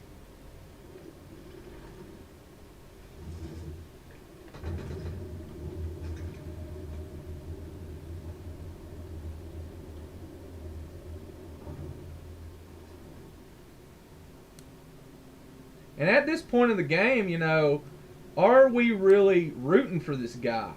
You know, are we rooting for any of these people? Are we rooting for the parasite? Like, who are the good guys here? You know, what have we learned from visiting this little piece of hell? I've learned that I like trees.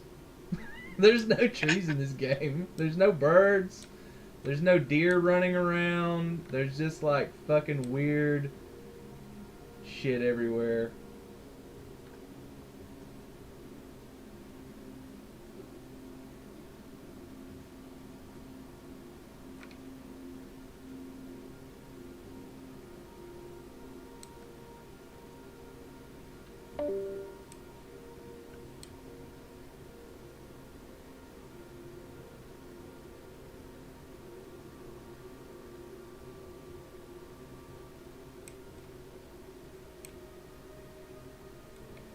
By the way, I cannot see the stream.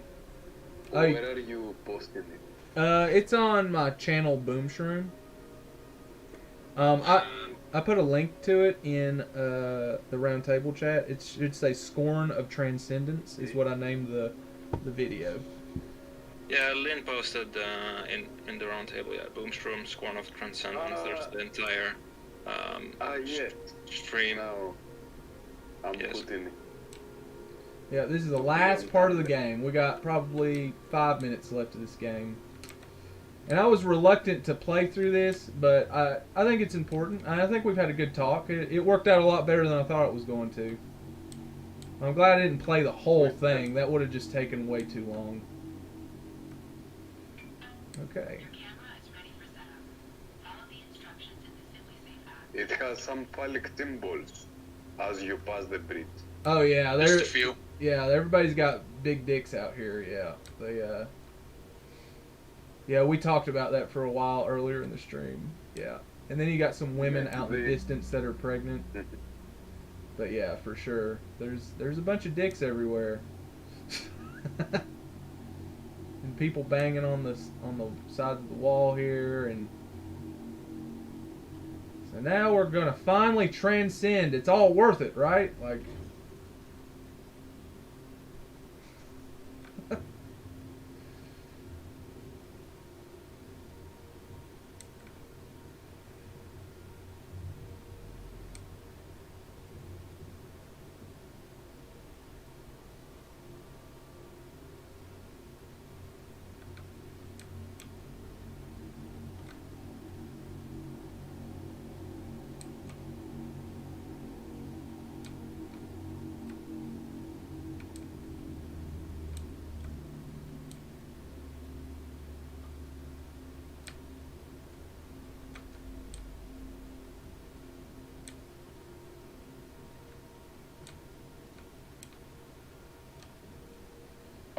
Alright, we gotta feed this transcendent being some aborted baby liquid and it'll wake up. And then we get to go to heaven, right? Alright. That's this one over here. Transcendent being, it is an automaton, this one. Yeah, basically, yeah. These are the shells that they created. They bioengineered these things, yeah. To give them that fancy, gross third eye where they can see into other dimensions, because that's so much more important. Alright, here we are. This is it. This is the fucked up part. So we're going to go through the process of crucifying ourselves and attaching to this giant brain up in the ceiling and make ourselves cooler, right? Alright. Also, the top of the ceiling look like an uterus. They look like what? An uterus.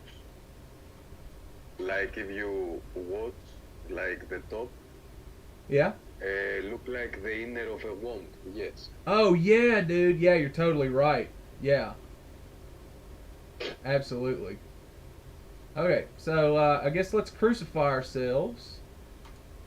And while you're getting crucified, there's this little blowjob machine that hooks up to your dick. So it's like Aleister Crowley cum magic. It's like got to suck you off while it transcends you. I thought that was kind of interesting. So, yeah, that thing's sucking your dick now. And The profile pic of Rainy Fox looks like in pain. Ah! Or laughing very much, I don't know. I can't tell anymore. It's a little bit of both. So this thing's gonna crucify you and hook your brain up to the network, to the Neuralink. So it has to like suck you off and cut you up. It has to give you pleasure and pain at the same time while it's hooking you up to the Neuralink in order for it to work. So he's cutting your skull off. That's just weird. That's just weird, man. Oh, Why yeah. both? It's just like this almost looks like some death demon. It is. Yeah, it reminds me of like Shiva or something from Hinduism. Actually, there is a thing that I heard once that when people hanged like in the Middle Ages and before that, like death by hanging exists for a long time, they ejaculated. Like during hanging, there was an instinct, like a reflex in the body that is your last want to procreate in a sense. Whoa. That's wild, man. I didn't know that. Yeah, I'd say that's very connected. There's something with that. And what I guess it just wants to get rid of that. That I guess this anything linked to procreation or anything like that. right. So we've transcended, ladies and gentlemen. It's all worth it. Our sacrifice, suffering, abortions. We have transcended out of our body. Because there's our old body. And look, we're walking around in some pregnant being that no longer carries a child. It just carries DMT to party all day and rave. And we're carrying around just this sack of DMT for ourselves. So he's still doing this. If he doesn't, get sucked off and cut at the same time, he will lose his transcendence and ability to go into other bodies. And you can see the character for the first time. He's one of these people. He doesn't have a mouth. He just has a nose and eyes. And he's totally convinced that this is the best thing that he can do with his life. That this is it. This is the pinnacle. This is the summit of all of humanity. Is The series of great choices. series of great choices. And this is, it looks like he's loving it, right? This is the best. So now we got to do the last puzzle. And that involves switching between these bodies. Oh, I was just over there. Now I'm over here. Oh shit, what's over here now? Okay, so There is a kind of figure in our 40 days fasting, like in Greek Orthodox Christian, that it doesn't have a mouth, and it has 40 legs for 40 days, but it doesn't have a mouth.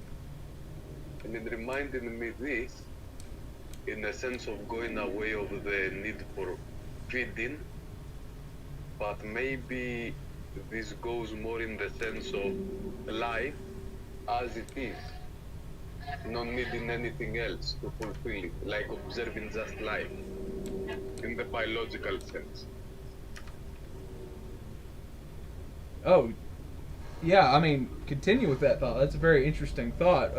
What is the name? You say someone without a mouth, that they have a name, a saint? Yes, like there is a feminine figure. She is called Lady Miss 4 Days.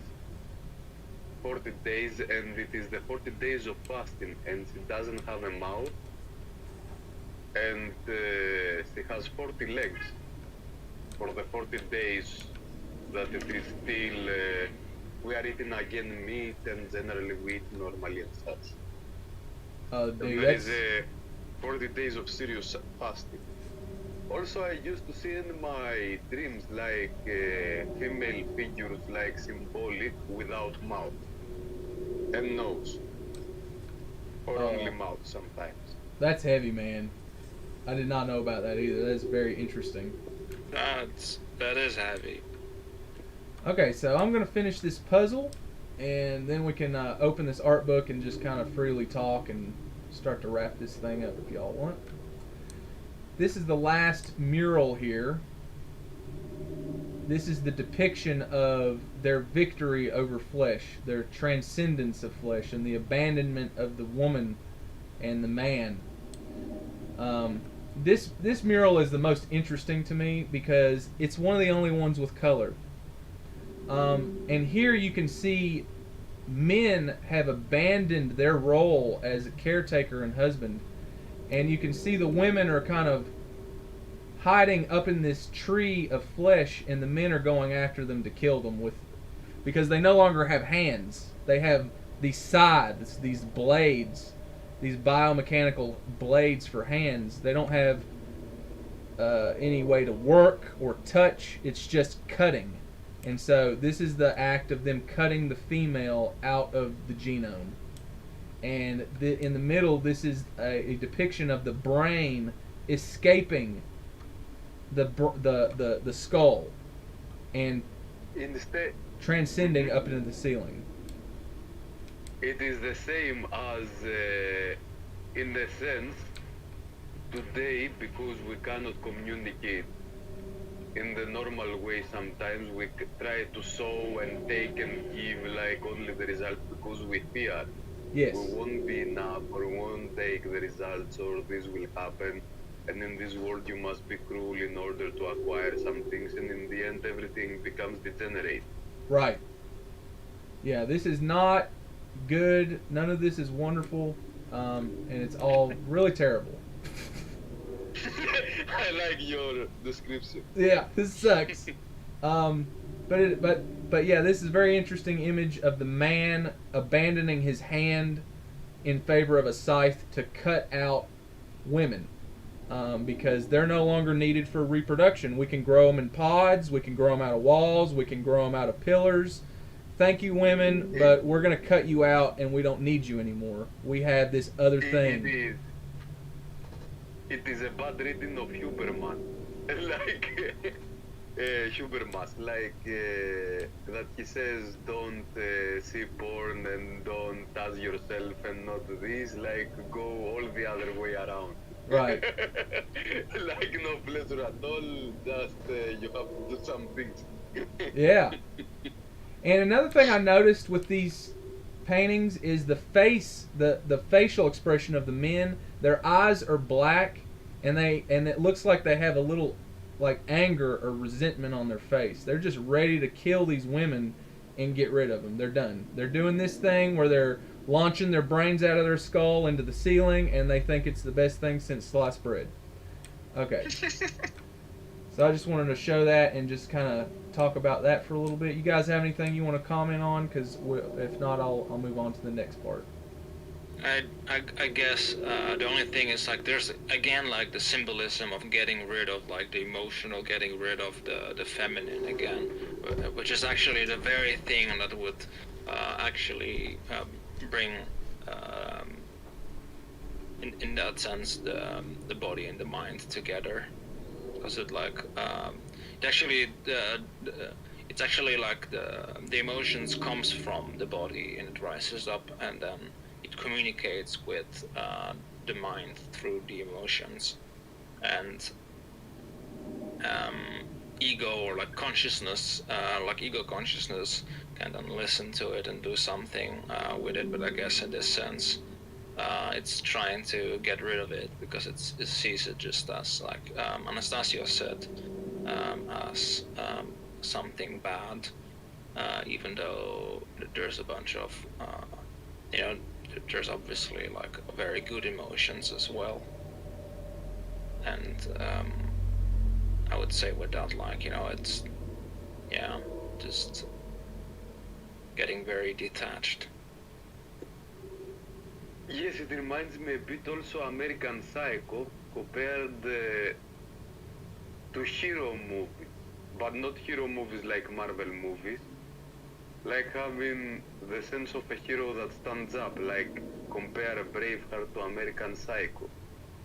Braveheart had the lives of others too on his hands. He got betrayed, he got different types of feelings, anger, losing one loved one, very loved one. But he kept trying to see what he is to do with the world, like not giving an inch.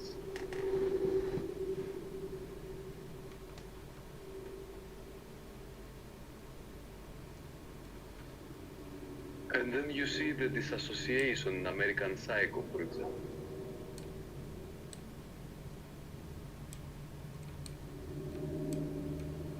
Yeah, you're specifically talking about the movie American Psycho, and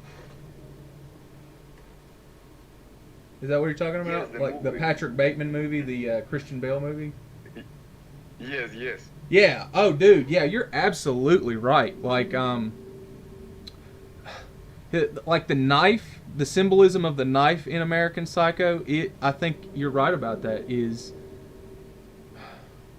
That's what this theme is the act of cutting away to get to something better or to find something. Because in American Psycho, what was Patrick Bateman doing? He was like cutting and cutting, and he was looking for something through his killings. Mm-hmm. I have an answer regarding that, regarding the knife symbolism. It's something that Sadhguru had one time said. It's basically something along the lines of that the intellect is much like a knife. It can cut and dissect things, but where actual spirituality, or but also in some sense like the emotions and the feminine is like a needle, and it threads everything together. And it's the needle linked to think about the Norns here too, that threads these things together and makes one coherent whole out of it. But the knife of the intellect can't thread. You can't thread with a knife. It's just impossible. You can only cut. And that's where what Sadhguru said, where the intellect needs to learn its place. That it's a useful tool, but only for certain endeavors. And when it comes to spirituality, you have to drop the knife and pick up the needle and start threading things together. Yes, exactly. We're each of us and each of the parts of our body are like puzzle pieces that have to work together in an ecosystem. And when you put one thing above another on a pedestal, this can happen. Another version can like Blade Runner. You guys have seen that movie. That's another version of hell, but not so biological. But it's in the same spirit. It's putting one thing above another, sacrificing everything to get this one thing. It's kind of like weaponized autism. I know that. Yes. Yeah. Does that make sense? What I just said? Okay. Oh, it is good and overanalyzing in order to find a specified core. Uh-huh. And sometimes it is like asking a centipede how it can walk. Mm-hmm. Like, if you ask a centipede which legs are you using first to walk, it will stop walking at least for some time, or it would be perplexed. Like, in order to find the right one, because we feared some other result, but we also have to upkeep, to live in once and doing everything the best way we can. We are being startled sometimes, and this being startled, we transfer into doing everything from a remote place, like a place looking as a dissector, a machine, as a doctor over our body. One that could be logical, that I couldn't be me at the moment, and we want, in a sense, a perfection caretaker. Someone who is going to take us care in the perfect sense and deliver us to this perfect being without having to live all the moments in the between.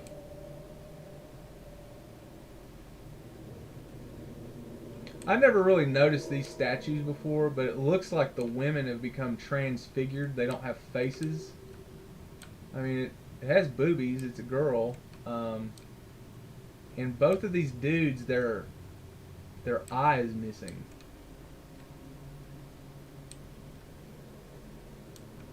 I don't know. Just interesting. Don't get it.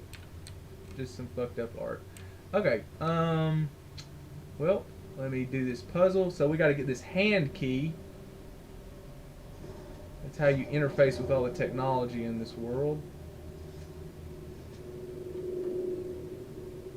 And then we need to open this door and make it to the other dimension.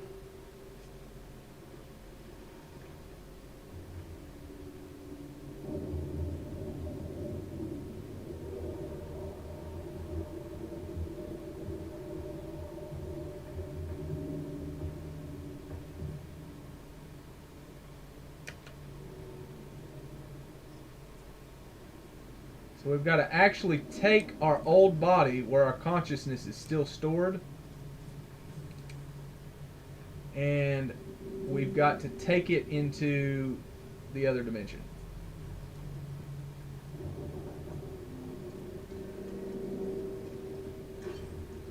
So now we're controlling the bodies of these two things, and we're going to use one of them to carry ourselves into the other dimension.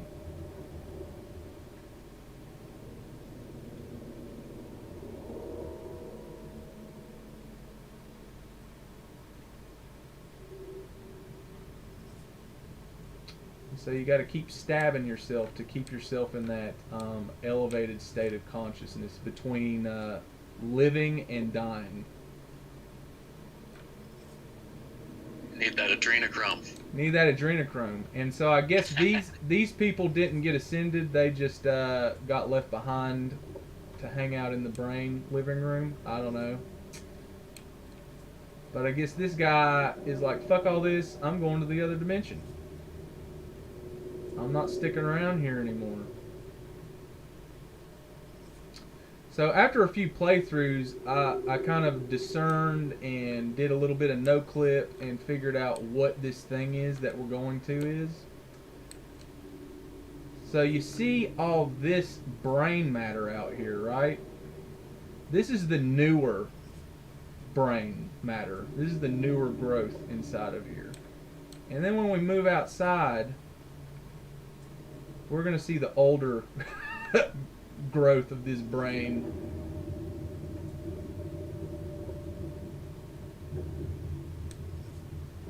So this whole thing, all this purple shit,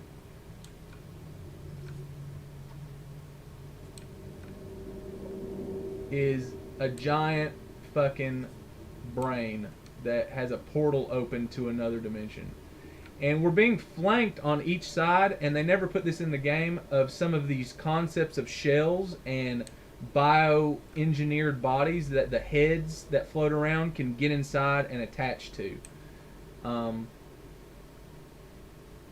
So yeah, this thing that we're walking up here on is just a giant fucking brain that is twisted reality into a trans-dimensional gateway. And this here, Bass, is the formless realm that I wanted to talk to you about. Because if you notice up ahead on these statues of human beings, there's men on the left and women on the right. And they're being torn apart and sucked into the formless realm, into this place.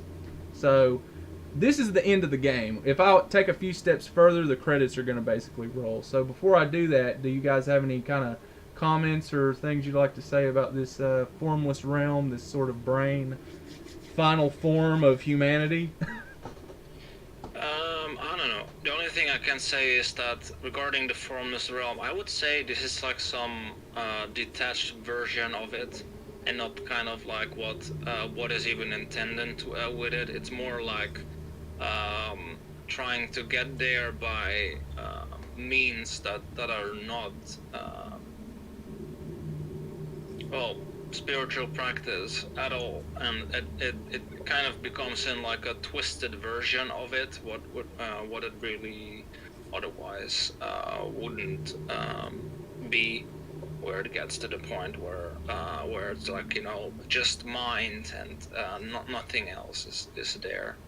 And yeah, I don't know. That's really the only thing still that I have to. What I can say about that more. So you're saying we shouldn't do this, just to be clear. No, this is not the way. Wind horse is the way. That's what I'm saying. I'm down with the wind horse. In the whole game, you don't interact like person to person with anyone of the others, like of the other humanoids. Whenever you do, it's usually violent and you're using them to get transcended. There are instances in the game where you do meet other humans, but you abuse them and you use them to get what you need to get ahead. some of them want to abuse you, some of them want to be abused by you, Yeah. some of them want to use you, some of them want to be used by you. Sweet dreams are made of these. Is this what sweet But dreams you look can- like? I don't know. It's awful. But yes, but in the end they are dreams. Because you don't escape in the end, it is a bit cyclical, if I remember. Right. Yeah, it doesn't look like, they're having a good time in that purple brain over there. I mean, they can't move, they can't do anything. What's going to happen when they don't get any more Soylent Green piped over to them? They're going to starve. They're going to die. And they're going to lose their little dream world that they're hanging out in that they think is so cool. Well, that's one thing. Even like with even proper practices regarding spiritual practices, that it is said that when you go into through meditation, that it only lasts for a certain amount of time till you run out of wind horse, basically, and then you fall back down. But the thing is that wind horse comes from the body, and so you're just basically using up all that fuel, and then you fall back down. Yeah. And that's not the way to truly transcend. It's like some I don't know. That's not transcendence. It's like when you get the wind horse windy, and you manage to make these different parts work together in harmony, instead of trying to control the other, that you really start to get more and more into like a flow state, and where you really start to you could call it transcend in some sense. But really what you're doing is really making these things work in harmony, so there's less, I guess, conflict internally. So it's kind of the entire fucking goal. So there's less suffering generally in life, because you're not dealing with all kinds of stuff that you don't have to technically deal with, even though yes, there's still all kinds of stuff that would happen in life that is still there and all that, but that's the real goal. And the thing is that it's it reminds me of the saying, before enlightenment, chop wood, carry water. After enlightenment, chop wood, carry water. It's like you're still in the same realm. You're not gonna go anywhere else. Or this other saying, that how is it to be enlightened? Yeah, you float 1 millimeter above the ground. It's there's no difference. Not really. You don't go anywhere. In that sense, it's not about going to some other realm. It's about being right here in reality, in a way, where you're connected to the world, and that includes nature, that includes the body, that includes other people in a way that is harmonious and actually aligned with things. And I think for next, the talk that I will be doing on my channel regarding UFOs, it's a bit of a spoiler there, but a lot of this kind of theme is in some way coming up there again as well. This kind of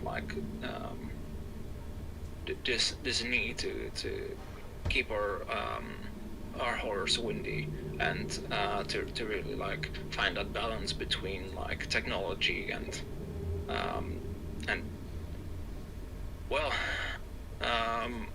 and nature and ourselves, and that we can actually find the middle way instead of doing any of the other stuff. It's like Buddha saying we don't have to become these ascetic monks that there's just beat ourselves and being oh, the body is bad or something, or go the other direction. There's a middle way, but the middle way is the only way, really. That's the way to go, and it's very narrow. But Very the thing narrow. is that's the path to thread, and that's when all of these things work together in a harmonious way. It's when there's peace between the eagle and the snake, Yeah. where And- they know their place, and they can work together. right. But you know, as Somerset Maugham said, it's humanity's place to walk that razor's edge. And I really love that book. If you guys have never heard of that book or watched the old movie, it's a wonderful movie that explores these themes too, but in a very nice way. You know, you don't have all these awful aesthetics. He's philosophically exploring the concept of transcendence, and what in the hell does that mean? And how can you get it, but also be true to yourself, and still have love in your heart, and not be detached? So yeah, Somerset Maugham really explored these concepts a lot in the Razor's Edge book. That's why I wanted to just mention that real quick. Also, one big part is to not give an inch. For example, let's say there is difficulty, there is craziness outside, there is all these things. Yeah, Maybe you can be all these things and prevent them and fight them and do something about them. Like, even though overcome the situations around you, right. like to win over life. Sometimes it is like turning time back on the present. Right. Like after fighting so much, it becomes hurtful, but you feel like time is turning back.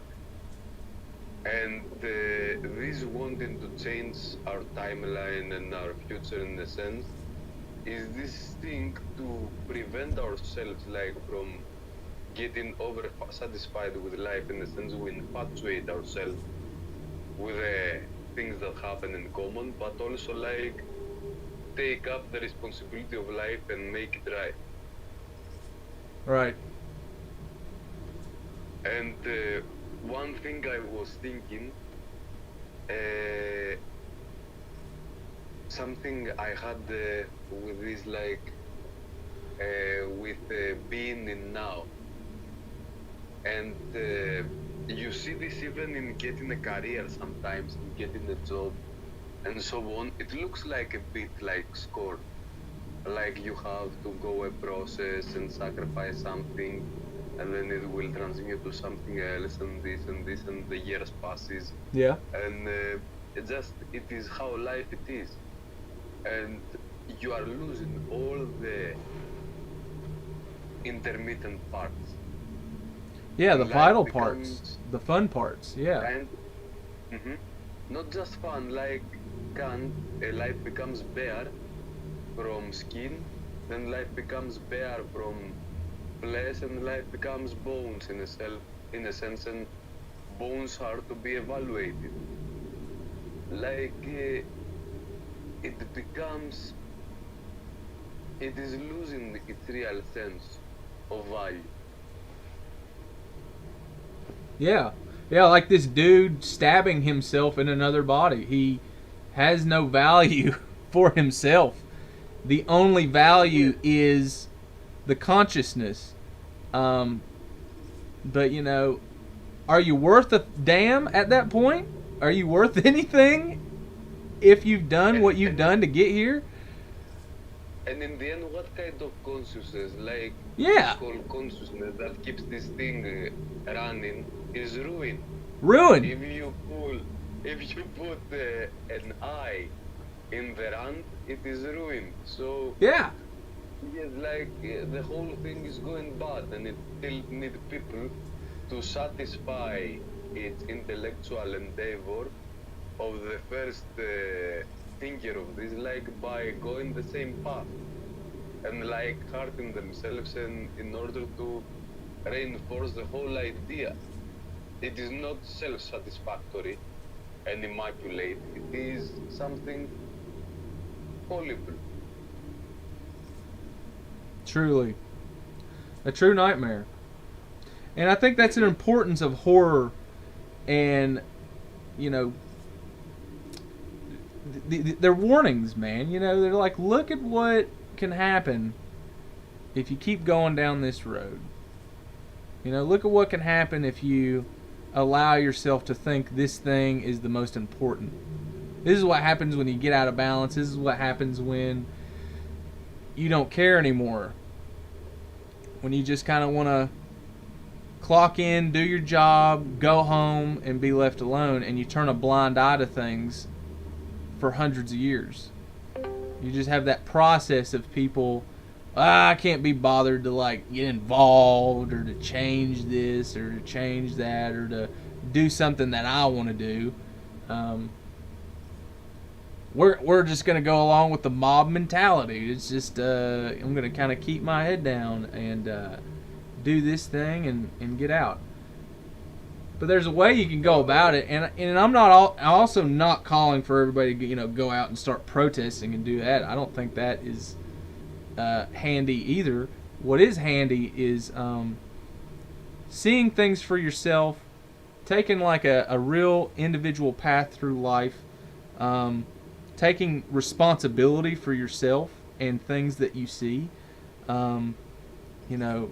being self-reliant. I love all of these things that Thoreau and Emerson talked about in the 19th century. I feel like a lot of people largely forgot those things and understand how they can both be connected to nature and know how to build a log cabin with tools, with steel, and how to make a fire. Like it doesn't have to be one or another. I don't think we have to be running around in loincloths in the woods to avoid this hell, this Scorn world, or Blade Runner world, or, take your pick of a hell that we see coming soon in our future. I mean, I'm a big fan of Star Trek myself, and I have a pretty optimistic outlook on things. I mean, I'm rooting for the Star Trek. I'm rooting for the sort of Enterprise exploration take on things where you're not going out into space for some kind of manifest destiny or this reason. You're going out there trying to find cool people to hang out with and hear their music and hear their ideas and go get on a spaceship and go find other shit together and do cool things. I don't see very many optimistic stories like that anymore. They did start doing they did do a new Star Trek show on Paramount, and I've watched some of it, so that's cool. Maybe it's making a comeback. Maybe we're sick to death of The Walking Dead and of the Game of Thrones and of this depressive, awful, dark shit that we just keep telling ourselves. I don't know. But with all that said, does anybody else have something to say about the Neuralink endgame here we're looking at, the giant brain, or any of the other stuff?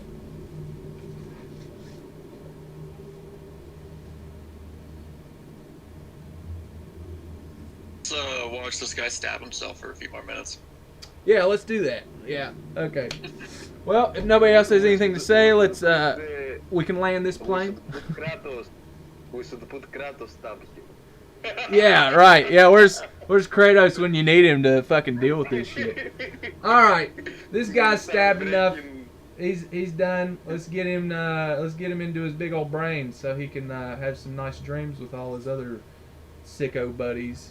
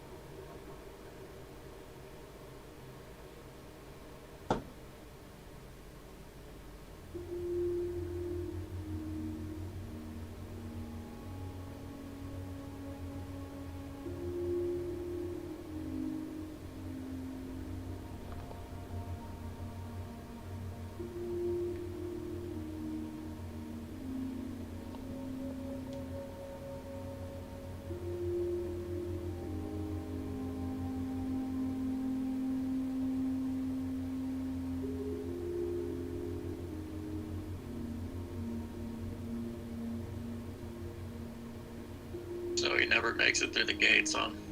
He never makes it. I mean, does he deserve to, though?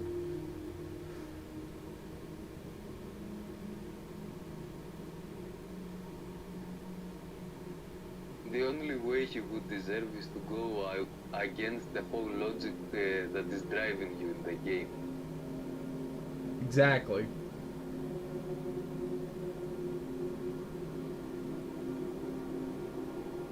Like, fuck all these processes, I will just pass the gate. You take the gun, you shoot the cells, you shoot everything. Like, I don't care. I just need guns and ammo. Like any other shoot 'em up. I kind of like the touch of where it planted itself as a grotesque statue right before he's able to transcend. It's kind of like a warning to anybody that's thinking this is a good idea. It's not. And then that's it. That's the end of the game.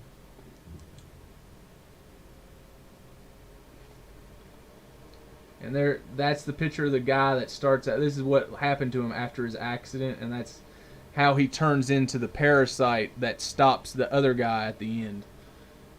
So very interesting. So what are your all's thoughts on that ending? What did you think about that? Very uplifting story. brings hope to my worldview. Right.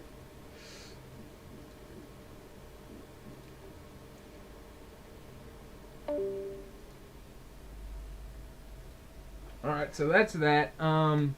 There is a cool little art book that I'm just gonna open and just kind of show one of these concepts here. How do I just click that? Okay, cool.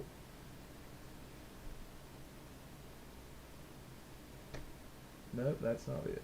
I think it started the game back up. It did.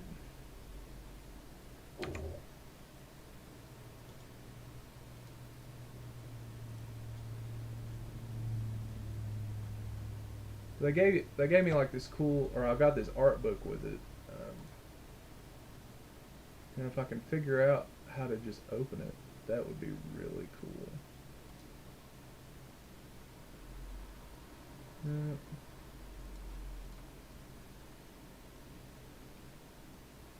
How do you open that art book?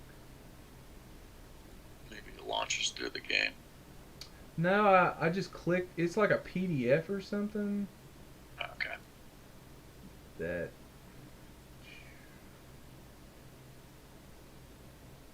It might be stored within the game folder on your hard drive. Oh yeah, that's true. That's okay. So good. you can like right click on the Scorn title and go to properties usually, and it'll tell you where the folder is on your hard drive. There it is. Okay. So you got it. Open it? Do I open it like that? No. That is not it.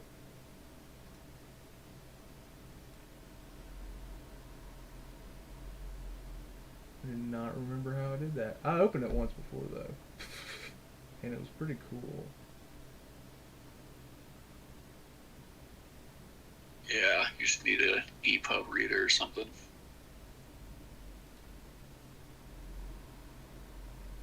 See, queue, and library. Oh well. Can't find it.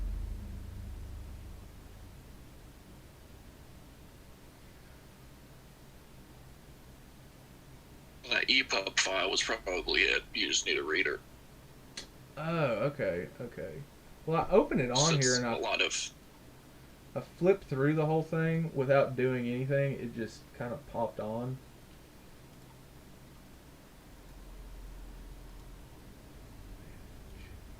It says it's installed.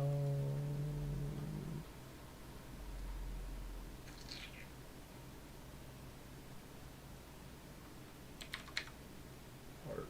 Nope.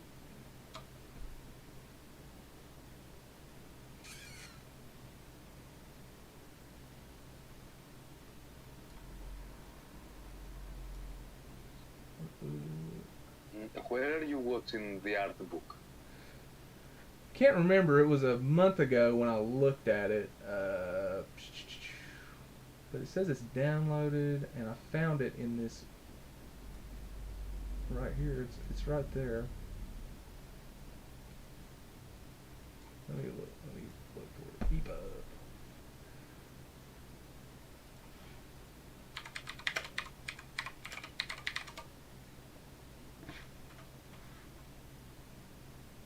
It's like usually Windows has a default PDF reader, but the EPUB you usually have to download a kind of a third-party one. They're always free, but it's not default installed usually. Oh, okay.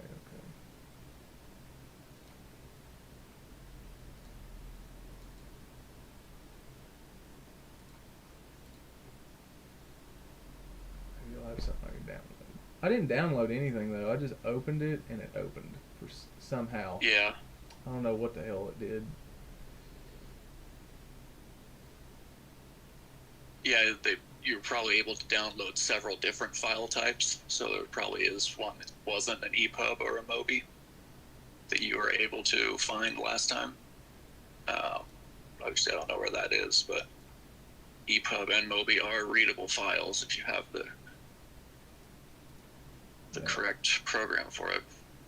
I don't know why the app is not looking it up. Internet browser. Oh well. Let me download that. See what happens.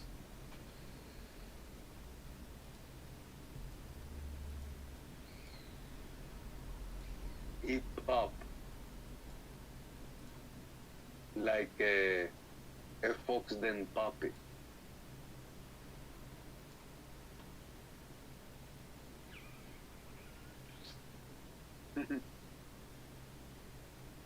Like a foxed in puppet, you said? Yes, like EPUB. Oh. Like that would be cute.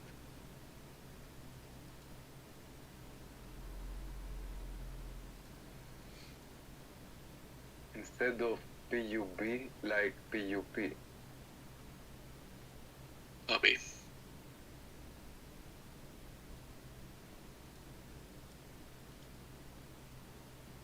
says it's in my library, like I downloaded it in my library somehow. Try and look. Like usually, you go to Steam, it tells you your games, but there are other programs too that are sometimes in a separate list. Like there's a different list when I opened, like the RPG Maker games. It was sometimes a separate list from the games in your library. It might be in there.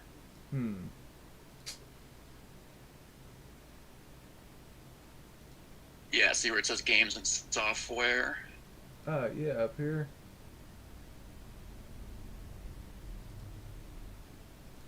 Yeah, there's a drop-down arrow that says games and software. Maybe there's just software, or maybe it's in there, but as something besides the Scorn executable file. Damn, that's bullshit. It was it just opened up right off the bat one time when I was looking through it. I feel like a old boomer. I can't open a fucking PDF file.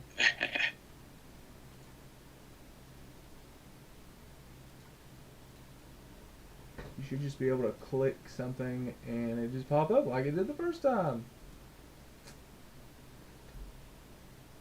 Oh well.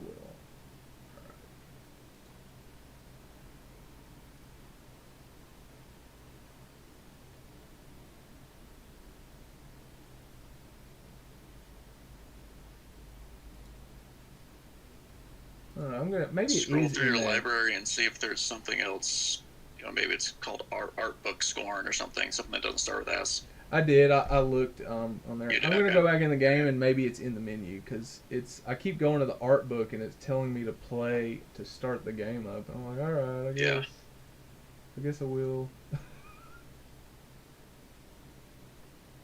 Because it has a really good picture of those ascended bodies and the head detaching that I really want to show people because they took that out of the game and I hate that they didn't go all the way and do everything they could do with it. But And they said they're not doing any DLCs. I'm like, man, have you seen what they did with No Man's Sky? Like, they just kept updating it. Now it's a whole other fucking game that's awesome. Like, just do that. But I will.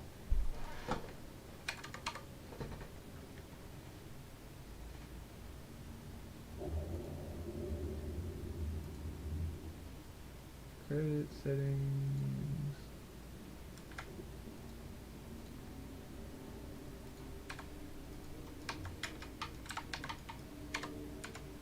That would be a no. That is a no.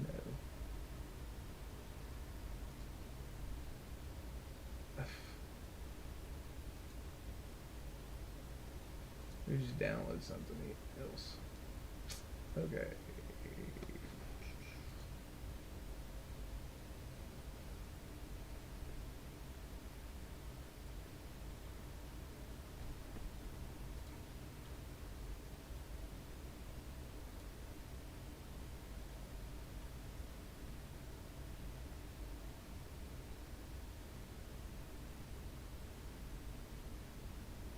Okay, cool.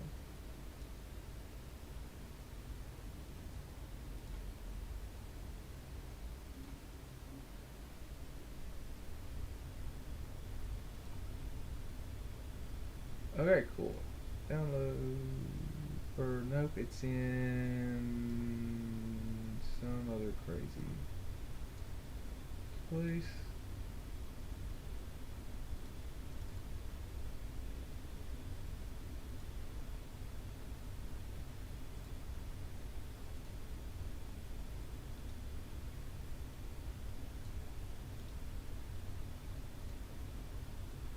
Okay, we're just gonna do that.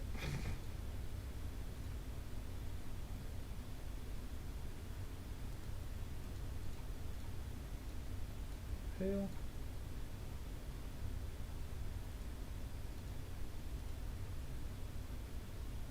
If you can't find it there, open the EPUB program itself, and then go to File, Open on the EPUB program.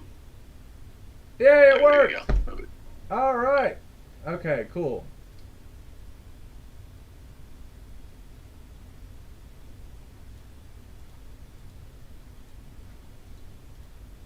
All right, cool. We did it. So this is the place we started out at, the assembly, where they do all the awful things to people and turn them into Soylent Green.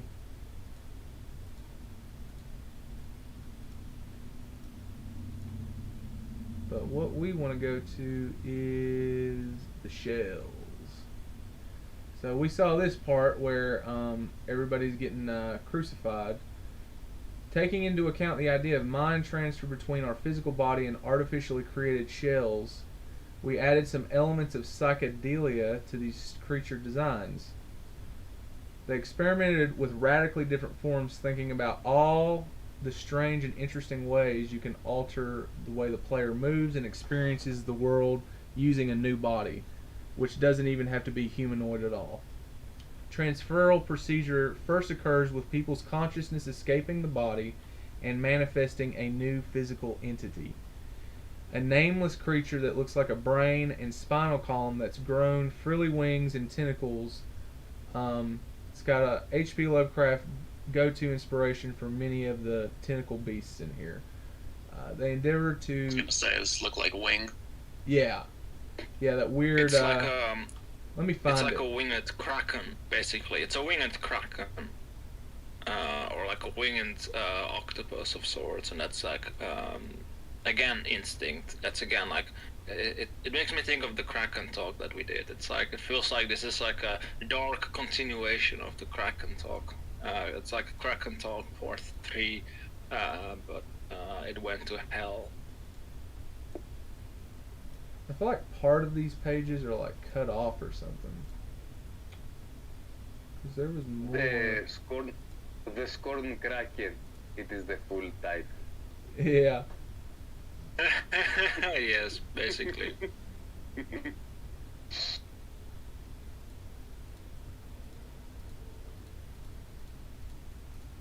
Find an example of that.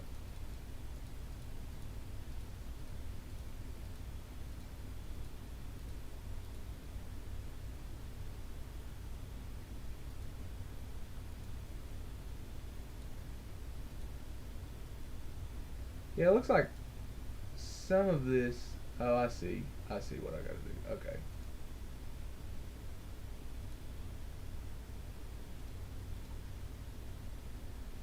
Okay.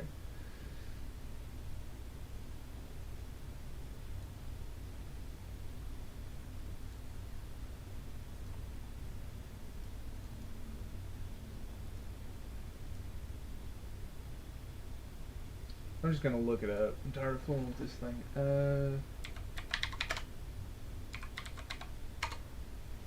Because it's a really wild picture of this like floating head that I just want to show you guys. And you could see it in that image of that mural, that thing, like that black and white sort of mural on the wall of that head. Mm-hmm.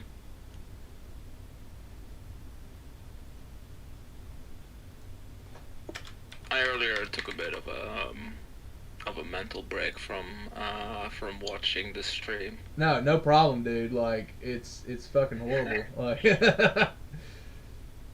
I was like, I was "Man, looking this away is from getting it too, annoying." like talking. I probably had some image that dude stabbing himself on there way too long. Here's a mutated version of what the heads look like when they become corrupted, but that's not it. 10 hours Yan Yan stabbing. Like these old videos. With the cat, like the cat flowing with a rainbow. 10 hours, like saying the song. I don't remember how was it called.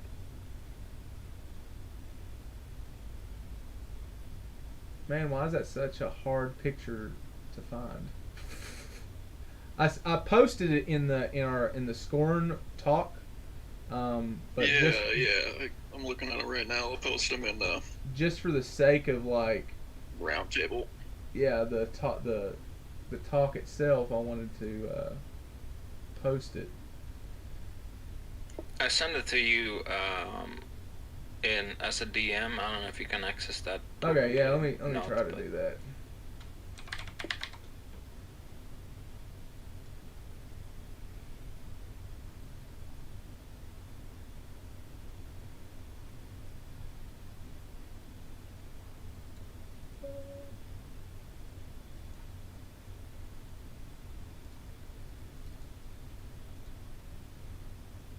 Yeah, this is it. Great, thank you very much. It's a little grainy, but that's this is the head thing. It's your spinal column, your esophagus, and everything like detaches from your neck and starts to fly off with these neck flap wings. And so this is an example of what they were going to have the shells to be in the game. Just a headless body, and then the head can float into it like this, and then take it over, and that's the final form of what it looks like, fully ascended shell where the consciousness is integrated into it. And then they have other versions of them, like this giraffe-looking thing, and then it can all of a sudden have like all these arms coming out and doing all kinds of wild, crazy shit. But they took that out of the game. They were going to have a concept where you could be the floating head and get into different bodies to do different puzzles and solve tasks and crawl along on the wall and or fly and do kind of really wild stuff like that. But I guess that was way too ambitious and difficult, and they kind of cut it out of the game. But they left it in the artwork. What does it say? Page 142 on that? Maybe I can find that real quick or something. That could be a side quest for Mimir from God of War, like as a head Yeah, to be playable. yeah. Oh my god, no. It's enough. It's enough. brain fried. Like, and it reminds me a bit of Berserk, the Apostles. The design.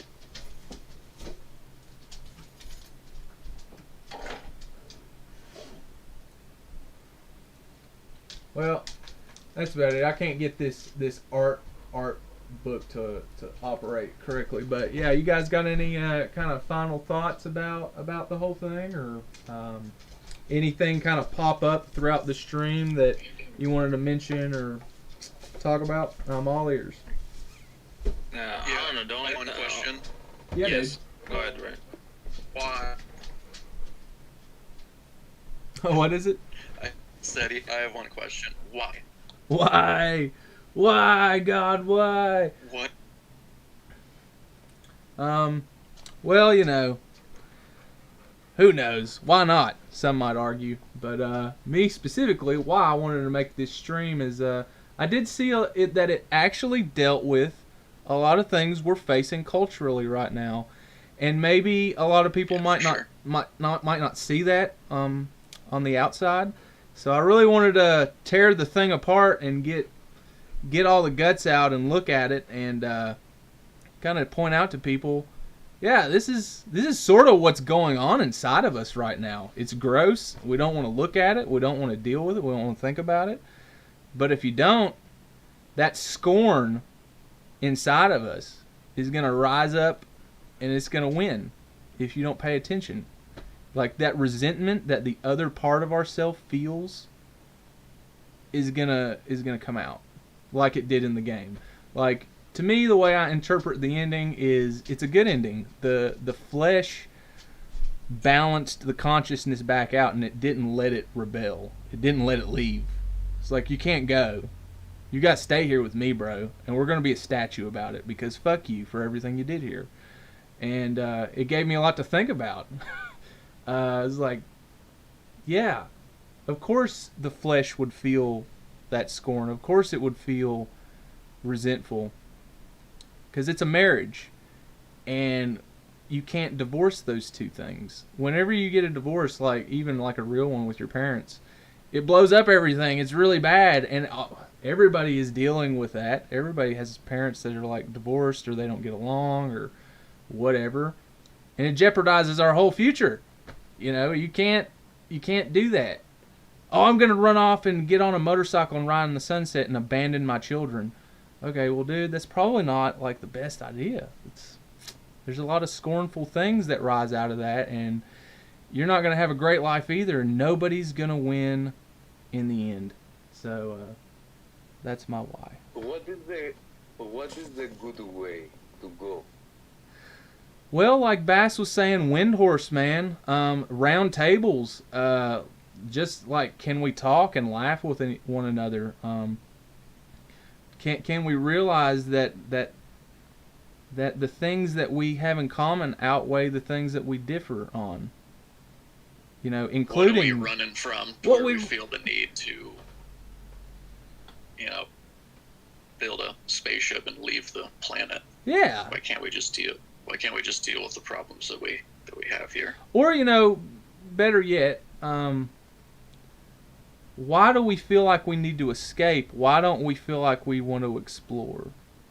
Because all I hear Elon Musk say is, we got to get out of here before we die. Not like, dude, like, I wonder what's out there. It's probably cool. Let's go check it out. It's, you know, and I just watched Avatar, The Way of Water, not too long ago, and that's sort of the vibe I get from the whole space endeavor. It's not to be cool and do Star Trek stuff. It's like, oh, we're fucking this place up. Let's get out of here so we have a backup. I'm like, that's not the best of intentions, right? Like, that's not the best idea. Your heart's not really in the right place at that point. You're probably gonna meet some aliens out there, and you're gonna have some kind of fucking bullshit happen. Because you're not out there trying to play music and chill. You're out there trying to build colonies and trying to, I don't know, do the same shit out there that you're doing here.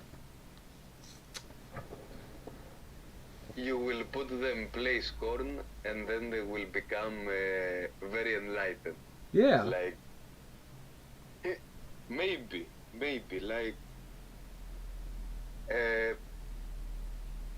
maybe one thing that this game shows It's like we should never live away life as being something detrimental. It is not to be repeated. Each moment, it is special, in a sense. As we digitize our life in order to make it more easy to manipulate, sometimes it gets off.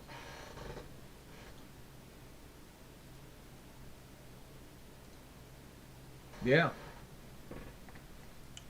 Often. Mm-hmm.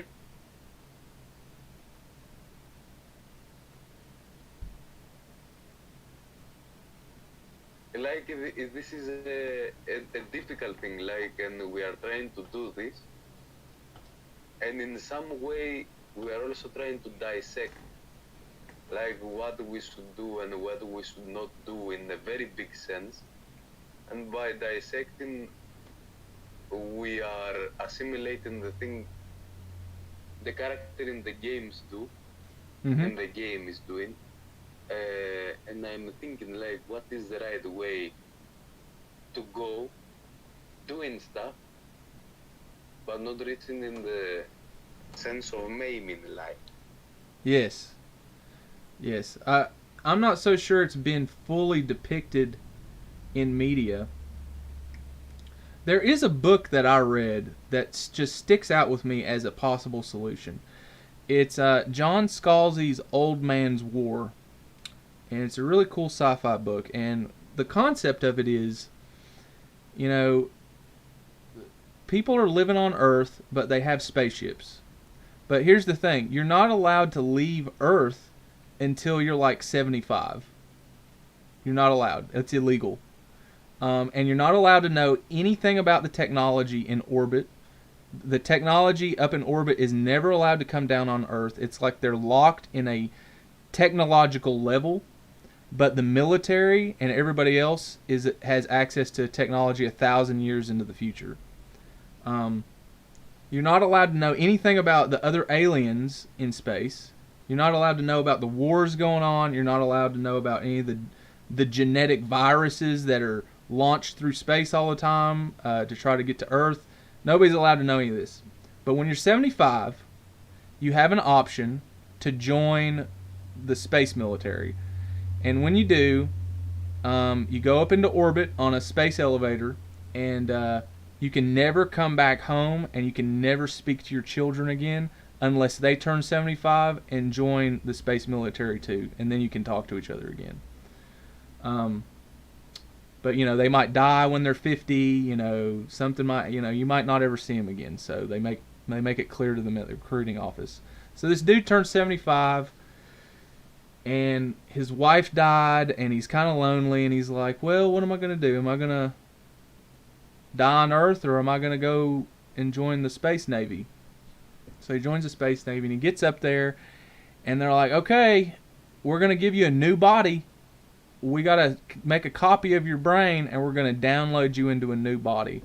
And you're never going to have to eat, and your skin is green, and if somebody shines a flashlight on you, it's like you're a plant, and you have infinite food. Because you're going to live in space. And since you're up here, it's hard to get food everywhere, so you can just eat sunlight off your skin. And this dude's like, what? What are you talking about? This is nuts.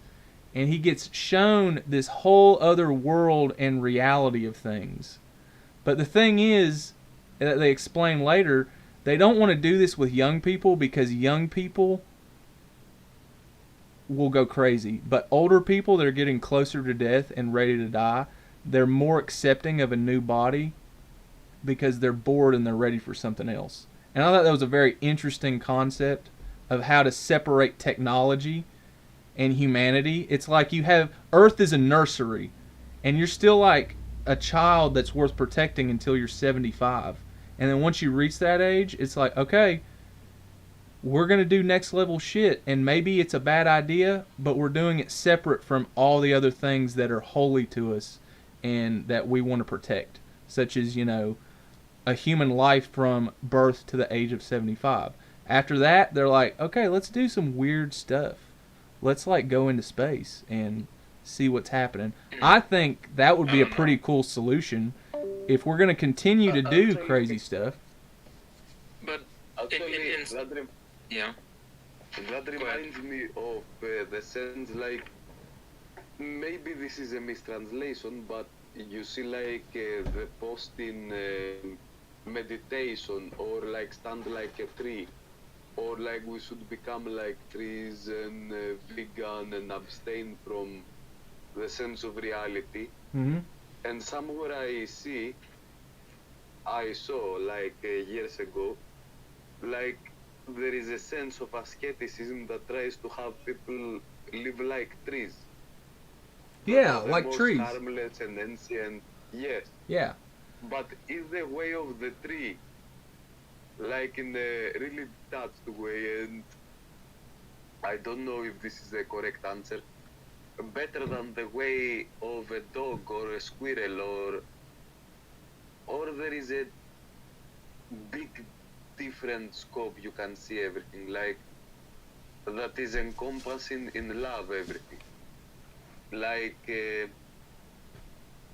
maybe it is not about being a tree with its perfections and imperfection, it is still life, or being a wolf or being something else, like seeing all this and getting a sense of how life should be, getting moderation. But I'm not sure about it. Like, this is something I think a lot, and sometimes it troubles me. Yeah, it reminds me of Buddha and the tree. Can't remember the tree, but he sits under the tree and he acts like it's the best thing ever. To sit under this tree and become one and realize everything. And for whatever reason, this is just me. When I was like reading about that, I was just like, you should probably get up from under that tree. Like, I don't know. Like, it's cool to sit down next to the tree. And I get he was trying to make the point of like, hey, everybody that's running around killing each other trying to find treasure, just like sit underneath this tree with me and just like chill the fuck out for like 5 minutes. And that was a revolutionary thought. That was. And we needed that. But now we're at the point where that's all anybody's doing. They're just sitting under trees. They're becoming trees. And there's that element of balance is gone. Like, Buddha didn't have that caveat, at least that I'm not aware of, like, let's get up and do something else and move around. I just get the sense from a lot of New Age people, they didn't get that memo, they didn't integrate that part of it. So yeah, that's my 2 cents on that. There's the part in the story of Buddha too where, he goes off into the woods and stops eating or, only eats dirt or, like denies all senses to his flesh body. Yeah. Like, it reminded, the Scorn video game reminded me of that part of the story. And Right. of course he gets out of it and goes, okay, this serves no purpose. Right. Yeah, this is dumb. Like, let's go do some other shit. Yeah.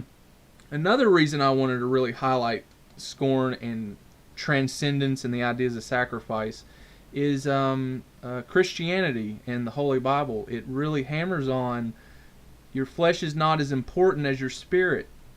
And I feel like Scorn took that to the far extreme of what that looks like and what that means. The total disregard of flesh in favor of spirit, I'm not convinced is a great idea. I used to think that because you hear that, but like, oh, your lust and your addictions and your sin and the pain, like, oh, it sucks. Like the mind, let's transcend, let's go to heaven. But the more I think about it and the more I saw that concept fully fleshed out in this game, I was like, there's a balance with that too, okay? There's a real balance. I'm not so sure God wants us to be obsessed with that endeavor. Otherwise, why would we have bodies? Why do we have a planet? Why is there air? That doesn't seem like a good goal to have. And it feels like when I hear some religious people talking on from any religion, that is the goal, is the transcendence of the flesh and the glorification of the spirit. And now we have Neuralink. Now we have technologies that can enable this spiritual transcendence from a scientific viewpoint, like your consciousness is your spirit or your soul to science, right? So now you have the Neuralink technology. We can do this shit we've been writing about in books for thousands of years now. Or at least trick ourselves into thinking we're doing it and we're achieving it. And I'm just terrified, and I want to share my terror with all of you. Oh, this is good. And I was thinking on Christianity side that in the sense of giving away the body, like in Christianity, the perfect type of transcendence is the transcendence not of body flesh exactly, over death. It is considered that death in Christianity is a falling down of life. And again about sin, like you see the woman that was going to be hit by stones, to be stoned, and Christ said, the first that is without sin may drop the stone. Right. And he saved the sinful woman. Yes. He didn't throw the stone himself or something. Right. He took the blame. And I wonder sometimes if the people of the spirit are just, the spirit in quota, are just fearful, or if they are true Christians like in the self also. Well, sometimes, like in the sense. It reminds me of the concept of martyrdom, and how there were a lot of Christians that threw their flesh into the gears of violence for the sake of spirit. And I have had very fervent debates with many different people on this point of martyrdom. I have the stance that if somebody is breaking into your home and they're going to kill your family, you should kill that burglar. Kill them. And I have had many Christians push back with me and say, I would rather myself die and my family so that our spirit will ascend to heaven. They feel like if they kill someone, that they will condemn themselves and their family to hell. And I think this is a silly concept. I think this is ridiculous. And I do think that that's why another reason I wanted to make this video about this and display what I'm talking about in a very gruesome way to drive the point home. That is not a good thing. You know, in a certain regard, like say for instance, you know, somebody is going to make you do something really horrible, or they'll kill you. I think it's a good thing to say, you know what, you're going to have to kill me. I'm not doing this horrible thing that will make my soul degraded, and I will stop being who I am. And that's sacrificing your soul. That's selling your soul to the devil, basically. And that's fine. That concept of martyrdom, if you will, to die for something that you believe in, to not become a monster, that's cool. But that's not what the specific example I gave people. It was the burglar breaking into your home. There are instances also that I believe where it's acceptable to sacrifice the flesh for a spiritual idea like that. Like if somebody wants you to hurt your mom, otherwise they're going to kill you, you know, I'm going to try to kill that guy and take the gun from him. Or, you know, I might die, but I'm not going to let myself be convinced to do something evil. Right? Imagine if no one stood up to the burglars. Then you would just have a world of burglars because everyone else would have been killed. Right. Exactly. And that's probably what we just saw in that game. Is that? Yeah. That concept of everybody let themselves die. All that's left is evil. And it can't last that long either. And there's not going to be anybody around to cry about it because nobody gives a shit.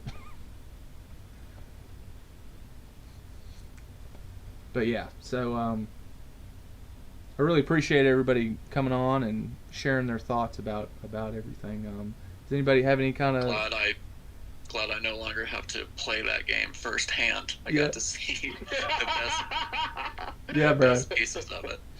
Oh, I skipped over some of the grossest shit. Like, there's some real Yeah. gross shit in the middle.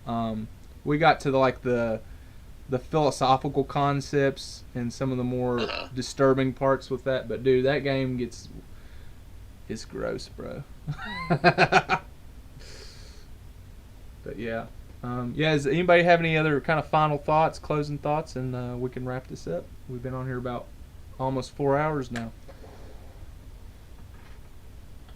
I feel like we covered most of it. I got way more out of it talking with you guys, and developing a conversation than I would have by myself. That's cool. Excellent. Me too. Yeah, I got a lot out of it too.